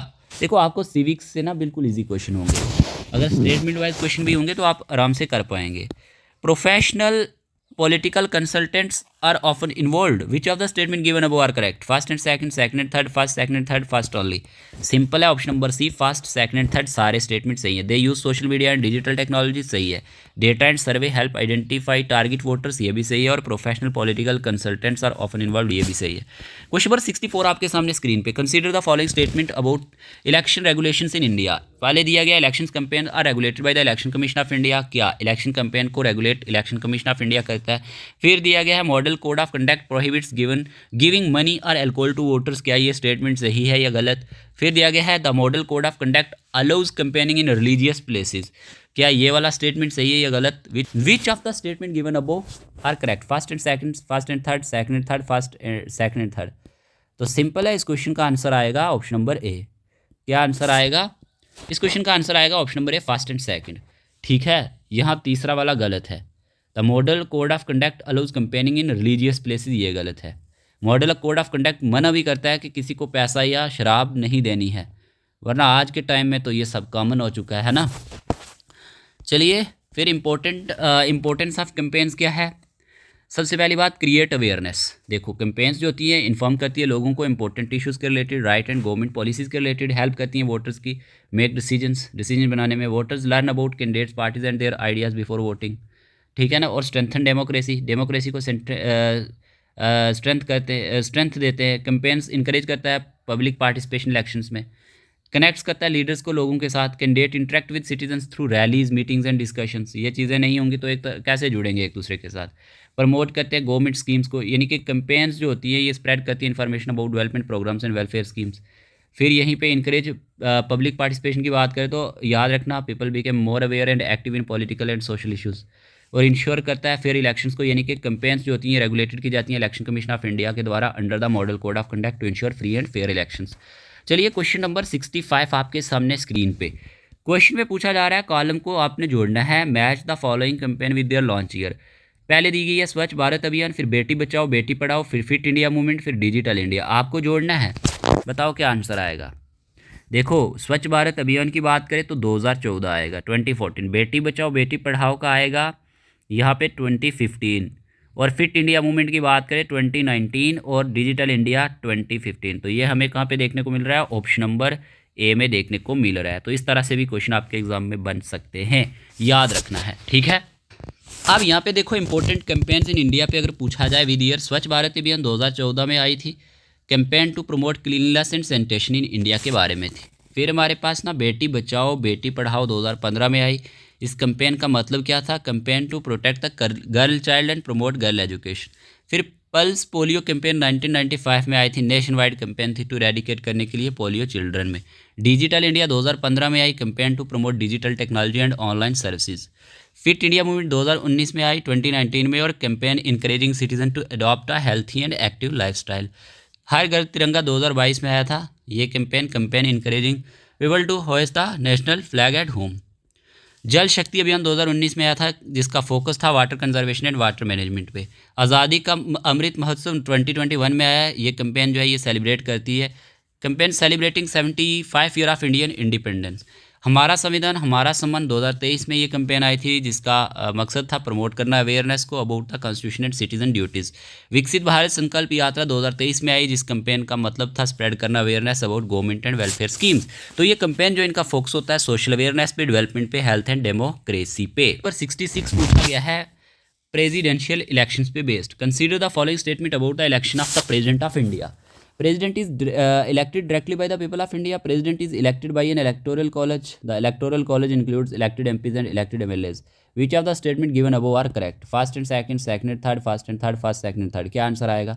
सिंपल है, ऑप्शन नंबर बी आएगा, सेकंड एंड थर्ड, ठीक है। President is elected by an electoral college, और electoral college includes elected MPs and elected MLAs, ठीक है, पहला गलत है।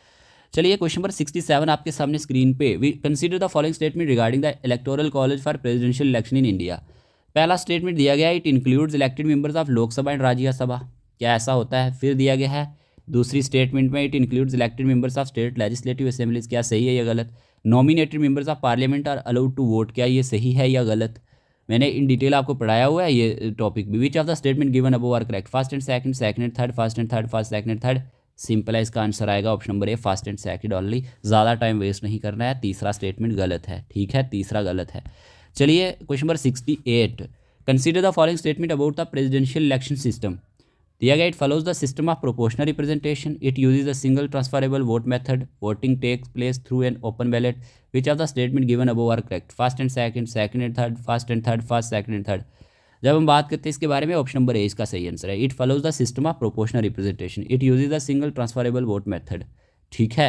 Voting take place through an open ballot, ये गलत है। चलिए आगे बढ़ते हैं। क्वेश्चन नंबर 69 आपके सामने स्क्रीन पे। Consider the following statement about qualification for becoming the president of India. The person must be citizen of India. क्या सही है? The person must be at least 35 year old. फिर दिया गया person must be eligible to become a member of Lok Sabha. Which of the statement given above are correct? First and second, second and third, first and second and third, first only. इसका answer आएगा option number C, first, second and third. सारे statement सही हैं, ठीक है जी, सारे के सारे स्टेटमेंट सही हैं qualification for becoming the president of India के लिए। क्वेश्चन नंबर 70 पूछा जा रहा है consider the following statement regarding impeachment of the president. पहला दिया गया impeachment process can start in either house of parliament. फिर दिया गया resolution must be passed by A 2/3 majority. फिर दिया गया president can be removed for violation of the constitution. आपको बताना है कौन सा सही है, जल्दी से आंसर चूज करो। ऑप्शन नंबर डी, सारे स्टेटमेंट सही है। आगे बढ़ते हैं question number 71, president of India can be impeach under which article of the constitution? Article 52, article 54, article 61, article 72। ये आपके लिए होमवर्क रहेगा, जल्दी से कॉपी पे नोट करो। मैं यही चाहूँगा कि सारे के सारे एस्पायरेंट इसका आंसर दे। देखते हैं आप कितने सीरियस हो। क्वेश्चन नंबर 71, जल्दी से होमवर्क लिखो। President of India can be impeach under which article of the constitution.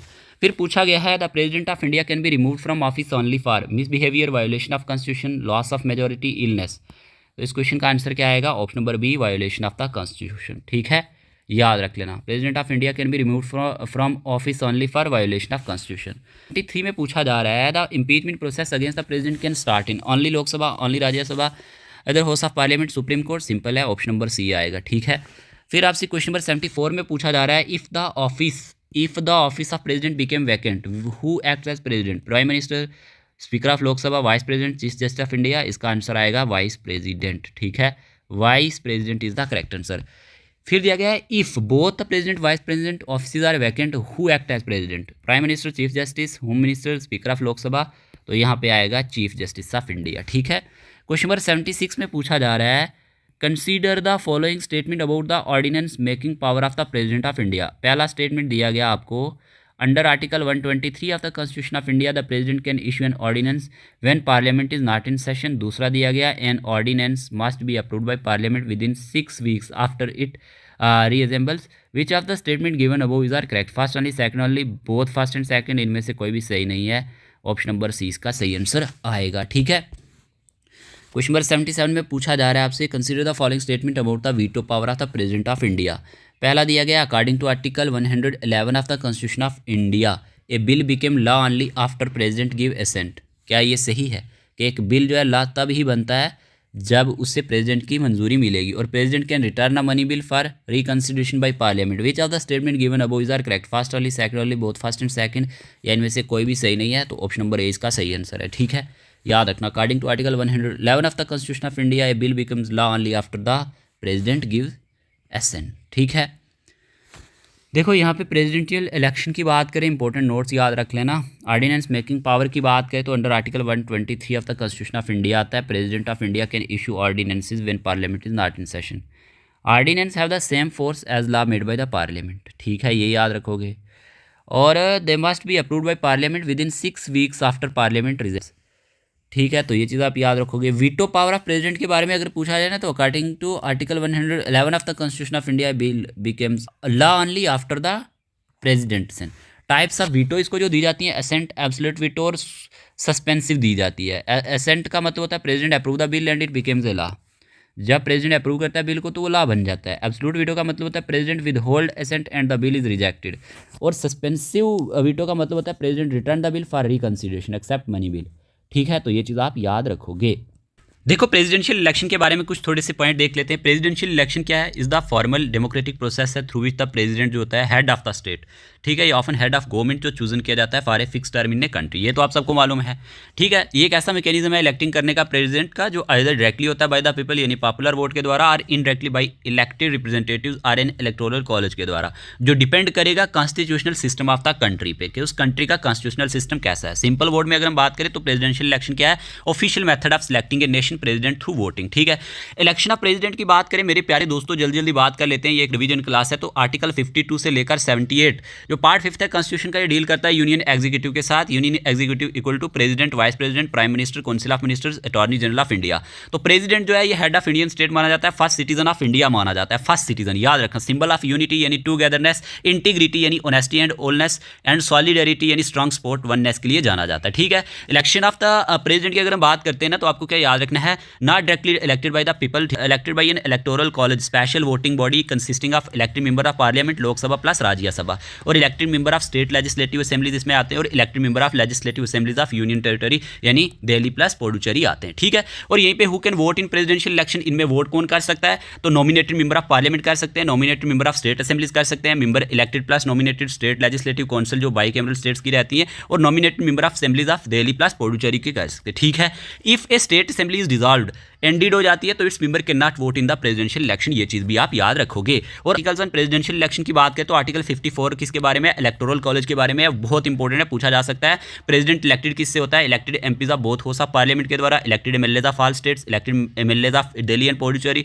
Nominated members not allowed to vote, ठीक है, ये चीज़ें याद रखोगे। और आर्टिकल 55 मैनर ऑफ इलेक्शन के बारे में है, इसमें याद रखना प्रोपोर्शनल रिप्रेजेंटेशन सिस्टम है, single transferable vote system method है, वोटिंग बाय सीक्रेट बैलेट है, इंश्योर करता है यूनिफॉर्मिटी को among states between union territories and states, ठीक है। और वैल्यू ऑफ वोट्स की बात करें तो बेस्ड होती है state population and number of elected MPs पे, ठीक है। आर्टिकल 58 क्वालिफिकेशन के बारे में है, citizen of India 35 year of age होती है इसकी, eligible to be Lok Sabha member होता है और must not hold office of profit under government, ठीक है। Term of president office article 56 में आता है और president of India is elected for 5 years आता है। Even if 5 years are over he she will continue in office until a new president take charge. और president can be elected again after the first term और there is no limit on how many times a person can become president, ये भी आप याद रख सकते हैं।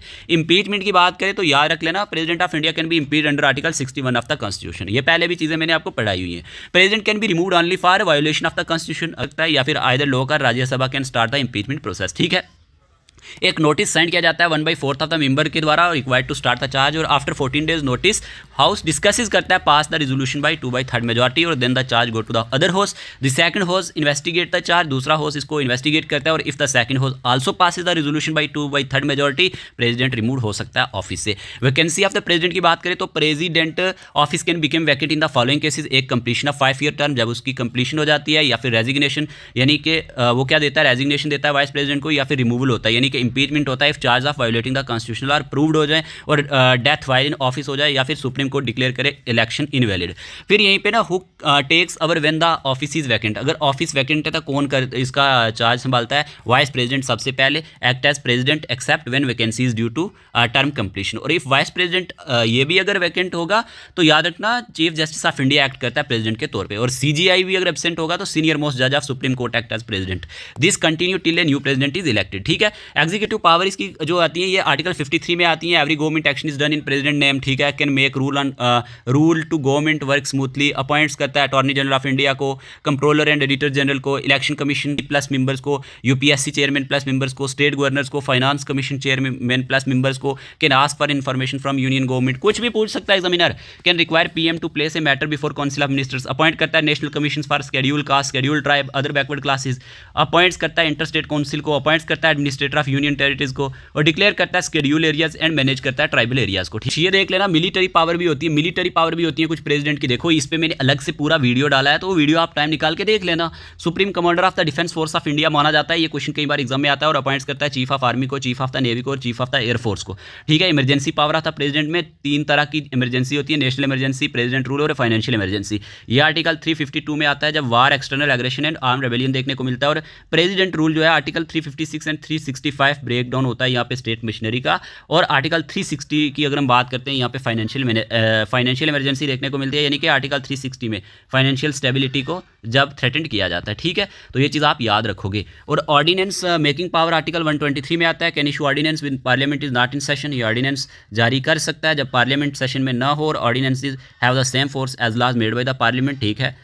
याद रखना must be approved by parliament within 6 weeks of reassembling और issued only on advice of the union cabinet.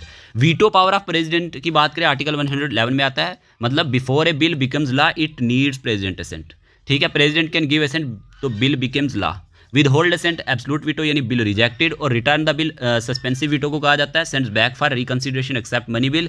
और वीटो पावर अलाउज करती है प्रेसिडेंट को कि वो कंट्रोल कर सकता है legislation before it becomes a law. Key fact याद रख लेना, first president of India doctor Rajendra Prasad थे, टेन्योर इनका 26 जनवरी 1950 से लेकर मई 13 1962 तक रहा। कई बार ना क्रोनोलॉजी बेस भी क्वेश्चन पूछता है। मुस्लिम प्रेसिडेंट ऑफ इंडिया की बात करें, first Muslim president Zakir Hussain थे 1967 से 1969 तक, जो ऑफिस में इनकी डेथ हुई थी। Last Muslim president full term APJ Abdul Kalam थे 2002 से 2007 के बीच में। अदर मुस्लिम प्रेसिडेंट की बात करें तो फखरुद्दीन अली मोहम्मद, ठीक है, डाइड हुए थे ऑफिस में 1974 से 77 के बीच में रहे। याद रखना ड्यूरिंग इमरजेंसी ये ही हमारे पास प्रेसिडेंट थे, ठीक है। और मोहम्मद हिदायतुल्लाह एक्टिंग प्रेसिडेंट थे 1969, याद रख लेना, इंपॉर्टेंट है, ठीक है। टेन्योर फैक्ट्स की बात करें, शॉर्टेस्ट टेन्योर जाकिर हुसैन का रहा लेस देन 2 ईयर्स और लॉन्गेस्ट टेन्योर राजेंद्र प्रसाद का रहा 1950 से लेकर 1962 के बीच में। और करंट प्रेसिडेंट कौन है? द्रौपदी मुर्मू, जिन्होंने ऑफिस संभाला है 25 जुलाई 2022 से। ठीक है, बाकी भी इन डिटेल बहुत सारी चीज़ें मैंने इसके बारे में पढ़ाई हुई हैं, तो आप ज़रूर वीडियो पूरा देखेंगे। क्वेश्चन नंबर 78 आपको ना लैंग्वेजेस पे बेस पूछा गया है। Consider the following statement about language in civics in India. Language help citizen understand government laws and policies. फिर दिया गया है language allows people to participate in democratic processes. Language helps preserve cultural identity and traditions. Language has no rule in national unity. Which of the above statement is are correct? First, second and third, first and four, second and four, first second third and four. Simple है, option number A आएगा, first second and third. Fourth वाला गलत है। Languages has no role in national unity, इनका role भी काफ़ी रहता है। ठीक है, तो ऑप्शन नंबर ए ही इसका सही आंसर होना चाहिए। फिर आपसे क्वेश्चन नंबर 79 में पूछा जा रहा है, according to article 343 of the Indian constitution the official language of the union is English, Hindi in Devanagari script, Sanskrit, Urdu. Simple है, इस क्वेश्चन का आंसर आएगा option number B, Hindi in Devanagari script. ठीक है, article 343 of the Indian constitution की बात करें तो official language of the union कौन सी है? Hindi in Devanagari script. फिर अगर हम बात करते हैं क्वेश्चन नंबर 80 में पूछा जा रहा है, consider the following statement about the Jammu and Kashmir official languages act 2020। It recognizes 5 official language in Jammu and Kashmir. The languages include Kashmiri, Dogri, Urdu, Hindi and English. Earlier Urdu was the only official language in the region. Which of the above statement is are correct? First and second, second and third, first second and third, first only. Simple है, first second and third. Option number C इसका सही answer आएगा। देखो, languages पे भी question exam में बन सकते हैं। देखो, जो हमारे पास ना सिटीज़ एंड विलेज वाला टॉपिक है ना, सिटीज़ एंड विलेजेस, ये वाला टॉपिक आपको मैम ने अच्छे से करवाया हुआ है एमसीक्यूज़ के थ्रू, तो वीडियो जाके ज़रूर देख लेना। और यूनाइटेड नेशन का मैंने भी करवाया है और मैम ने भी करवाया है, तो दोबारा वो पढ़ाने की ज़रूरत नहीं पड़नी चाहिए। फंडामेंटल राइट्स या फिर अगर हम बात करते हैं डायरेक्टिव प्रिंसिपल्स या फंडामेंटल ड्यूटीज़ के बारे में, इस पे एक सेशन और आएगा। ठीक है ना, हमारे पास ये मैंने पहले भी करवाए हुए हैं, तो मैं आपको दोबारा से करवा देता हूँ। काफ़ी सारे एस्पिरेंट ने नहीं किए होंगे। How many official languages mention in the English schedule of the Indian constitution, तो याद रखना 22 लैंग्वेजेस आती हैं इसमें। फिर अगर आपसे पूछा जाए, according to 2011 census of India how many major languages and other languages are spoken across the nation, तो इस क्वेश्चन का आंसर आपने चूज़ किया होगा। वीडियो को पॉज करा करें। 122 major languages and 1599 other languages हैं। ठीक है, फिर आपसे पूछा जा रहा है which language is the most widely spoken in India, Bengali, Telugu, Hindi, Tamil, तो इसका आंसर आएगा हिंदी, आप सबको पता है। फिर आपसे पूछा जा रहा है which language is called the mother of all Indian languages, very important question, very important. Hindi, Tamil, Sanskrit, Bengali, तो संस्कृत इसका सही आंसर है। फिर आपसे पूछा जा रहा है what percentage of India's population spoke Hindi according to 2011 census, तो इस क्वेश्चन का आंसर क्या आएगा? Option number B, 43.63%। फिर पूछा जा रहा है which is the India second most spoken language, Hindi, Bengali, Telugu, Marathi, तो बंगाली इसका सही आंसर है। ठीक है, फिर आपसे क्वेश्चन में पूछा जा रहा है in which year Sindhi launch in the 8th schedule of the constitution of India, Sindhi कौन से साल 8th schedule of Indian constitution में आई थी? तो 1967 में आई थी। ठीक है, फिर क्वेश्चन में पूछा जा रहा है which 3 languages were added to the 8th schedule by the 71st amendment in 1992, आपने आंसर चूज़ किया होगा वीडियो को पास करके, तो याद रखना कोंकणी, मणिपुरी, नेपाली। ठीक है, KMN याद रख लेना, Konkani, Manipuri, Nepali. But significant change was made to the language Odia in 2011, तो याद रखना its spelling was change to Odia. ठीक है, याद रख लेना। क्वेश्चन नंबर 10 में पूछा जा रहा है what does part 17 of the constitution of India deals with, तो याद रख लेना option number B, official languages आएगा। देखो, अमेंडमेंट्स की बात करें 1950 में 14 लैंग्वेजेस इनिशियली इंक्लूड की गई थी, इंपॉर्टेंट है। और 1967 में सिंधी लैंग्वेज एडिड की गई थी 8th schedule of the constitution of India में बाई 21st अमेंडमेंट। 1992 में कोंकणी, मणिपुरी एंड नेपाली एडिड की गई थी बाई 71st अमेंडमेंट, याद रखना। और 2003 में बूडो, डोगरी, मैथली एंड संथाली एडिड की गई थी 92nd अमेंडमेंट एक्ट के द्वारा। और 2011 में उड़िया का स्पेलिंग चेंज करके उड़िया रखा गया था। ठीक है, तो 8th schedule of the Indian constitution में language, state and year of recognition यहाँ पे दिया गया। असम 1950, बंगाली वेस्ट बंगाल, ईयर भी दिए गए हैं। गुजरात 1950, गुजराती, हिंदी नॉर्थ इंडिया में 1950, कश्मीरी जम्मू एंड कश्मीर 1950, कन्नड़ याद रखना कर्नाटका 1950, मलयालम केरला 1950, मराठी महाराष्ट्र 1950, ये सारी की सारी 1950 वाली हैं। देखो, उड़िया 1950, फिर पंजाब 1950, संस्कृत कर्नाटका, ठीक है 1950, तमिलनाडु 1950, जो 1950 में ऐड हुई है ना, ये है तेलुगु, उर्दू, जम्मू एंड कश्मीर, तेलंगाना, उत्तर प्रदेश में 1950, सिंधी, राजस्थान, गुजरात, मध्य प्रदेश 1967, कोंकणी गोवा में 1992, मणिपुर 1992, नेपाली सिक्किम असम अरुणाचल प्रदेश 1992, बोडो असम मेघालय 2003 में। देखो डोगरी जम्मू एंड कश्मीर में, हिमाचल में 2003 में, और मैथिली बिहार झारखंड 2003 में, और संथाली वेस्ट बंगाल झारखंड उड़ीसा 2003 में। तो ये याद रखोगे। फिर पूछा जा रहा है which is the official language of the union of India according to article 343 sub class first. तो याद रखना हिंदी एंड देवनागरी स्क्रिप्ट। फिर पूछा जा रहा है which act specify the use of Hindi English or both for official purpose. तो याद रखना द ऑफिशियल लैंग्वेज एक्ट 1963। फिर आपसे यहाँ पे दिया गया ना article 343 of the constitution of India states official language of the union Hindi Devanagari script में आना चाहिए, और English can also be use for official purpose, और following specify the usages of languages. Official language act 1963 और ऑफिशियल लैंग्वेज रूल 1976। पार्लियामेंट में member में address the host in their mother tongue under special circumstances. ठीक है। और question number 13 में पूछा जा रहा है which language was the first to be recognized as a classical language in India. तो तमिल इसका सही आंसर है। फिर पूछा जा रहा है in which year was Marathi recognized as classical in India. 2024। याद रखना 2024 जो मराठी है ना ये रिकॉग्नाइज्ड की गई थी क्लासिकल लैंग्वेज 2024 में, 2024 में। और याद रखना which organization provide the guidelines for declaring a language as classical in India. तो मिनिस्ट्री ऑफ कल्चर इसका सही आंसर है। फिर याद रखना which of the following classical languages is not included in the 8th schedule of the Indian constitution. तो याद रखना जो इंक्लूडेड नहीं है तो प्राकृत एंड पाली। याद रखना प्राकृत एंड पाली, ये चीज़ याद रखना, language not included in the 8th schedule of Indian constitution. ठीक है। फिर देखो टोटल क्लासिकल लैंग्वेजेस अगर हम बात करते हैं इंडिया में एज ऑफ अक्टूबर था 2024 11 है। एक तो तमिल फर्स्ट रिकॉग्नाइज की गई 2004 में, दूसरा संस्कृत 2005 में रिकॉग्नाइज की गई, तेलुगु 2008 में, कन्नड़ 2008 में, मलयालम 2013 में, उड़िया 2014 में, मराठी 2024 में, पल्ली 2024 में, प्राकृत 2024 में, असमीज 2024 में, और बंगाली 2024 में। Guidelines for declaring a language as classical provide कौन करता है? Ministry of culture. ठीक है। फिर आपसे पूछा जा रहा है what is an official language. Official language क्या होता है? Simply language that has a special status for government use and education. ठीक है। An official language has a special status in a country state और jurisdiction. It is use by the government for official business. It is often taught in schools. It is use in court of law. फिर पूछा जा रहा है which is official language of the UT of India as पर article 343। तो ये तो पता है हिंदी। ठीक है। फिर हमारे पास after how many years was English use for official purposes after the constitution came into effect. तो 15 ईयर्स। ठीक है। फिर पूछा जा रहा है विच article of the Indian constitution deals with the commission and committee of parliament on official language. Article 344। फिर पूछा जा रहा है विच article of the Indian constitution defines the procedure for adoption of official language by state. Article 345। फिर पूछा जा रहा है what is the subject matter of article 346 of Indian constitution. Answer है याद रखना official language for the communication. Official languages जो है ऑफिशियल लैंग्वेजेस यूज की जाती हैं communication between states and union of India के लिए। फिर पूछा जा रहा है विच article of the Indian constitution provide for special provision related to languages. तो याद रखना आर्टिकल 347। ठीक है। तो याद रखना under article 348 of the Indian constitution which language should be useful for all proceedings in the supreme court and all high courts. तो English इसका सही आंसर है। फिर क्वेश्चन में पूछा जा रहा है एज पर article 348 and 349 of the Indian constitution who is empowered to authorize the use of Hindi और any other language for any official purpose for state. तो आंसर आएगा गवर्नर। ठीक है। Consent of president. फिर पूछा जा रहा है what does article 349 of the constitution of India requires for language related laws. तो आंसर आएगा approval from the president is required after commission recommendation. फिर पूछा गया है what does article 350 of the constitution of India states regarding language. याद रखना ये क्या है? Any person can submit a representation in any language used in the union और स्टेट। फिर पूछा गया which of the following is the primary duty of the central government according to article 351। तो याद रखना to promote the development of Hindi language. इसका सही answer है। फिर पूछा जा रहा है what is the composition of committee of parliament and official language. तो याद रखना 20 फ्रॉम लोकसभा होते हैं और 10 from Rajya Sabha. Composition of committee जो होती है पार्लियामेंट की ऑफिशियल लैंग्वेजेस पे। तो आज का लास्ट क्वेश्चन, आज के इस सेशन का लगभग हमने 110 क्वेश्चन डिस्कस कर लिए सब कुछ मिला के। In which year was the Jammu and Kashmir official languages bill pass by the parliament of India.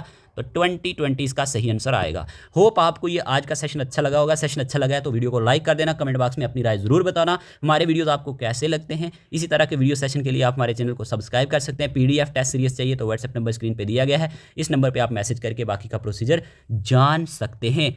ठीक है। और बाकी कमेंट में ये भी बता देना नेक्स्ट वीडियो कौन से टॉपिक पे चाहिए। आज ही आपको fundamental rights, fundamental duties, directive principle पे भी वीडियो मिल जाएगा। ठीक है। इन्वायरमेंट पोर्शन को भी हम इसी तरह से मैराथन सेशन में दोबारा से कवर करेंगे, तो आपको टेंशन लेने की ज़रूरत नहीं है। तो इतना ही रखते हैं, तब तक के लिए अपना अपने घर वालों का ध्यान रखिएगा। Bye bye, take care.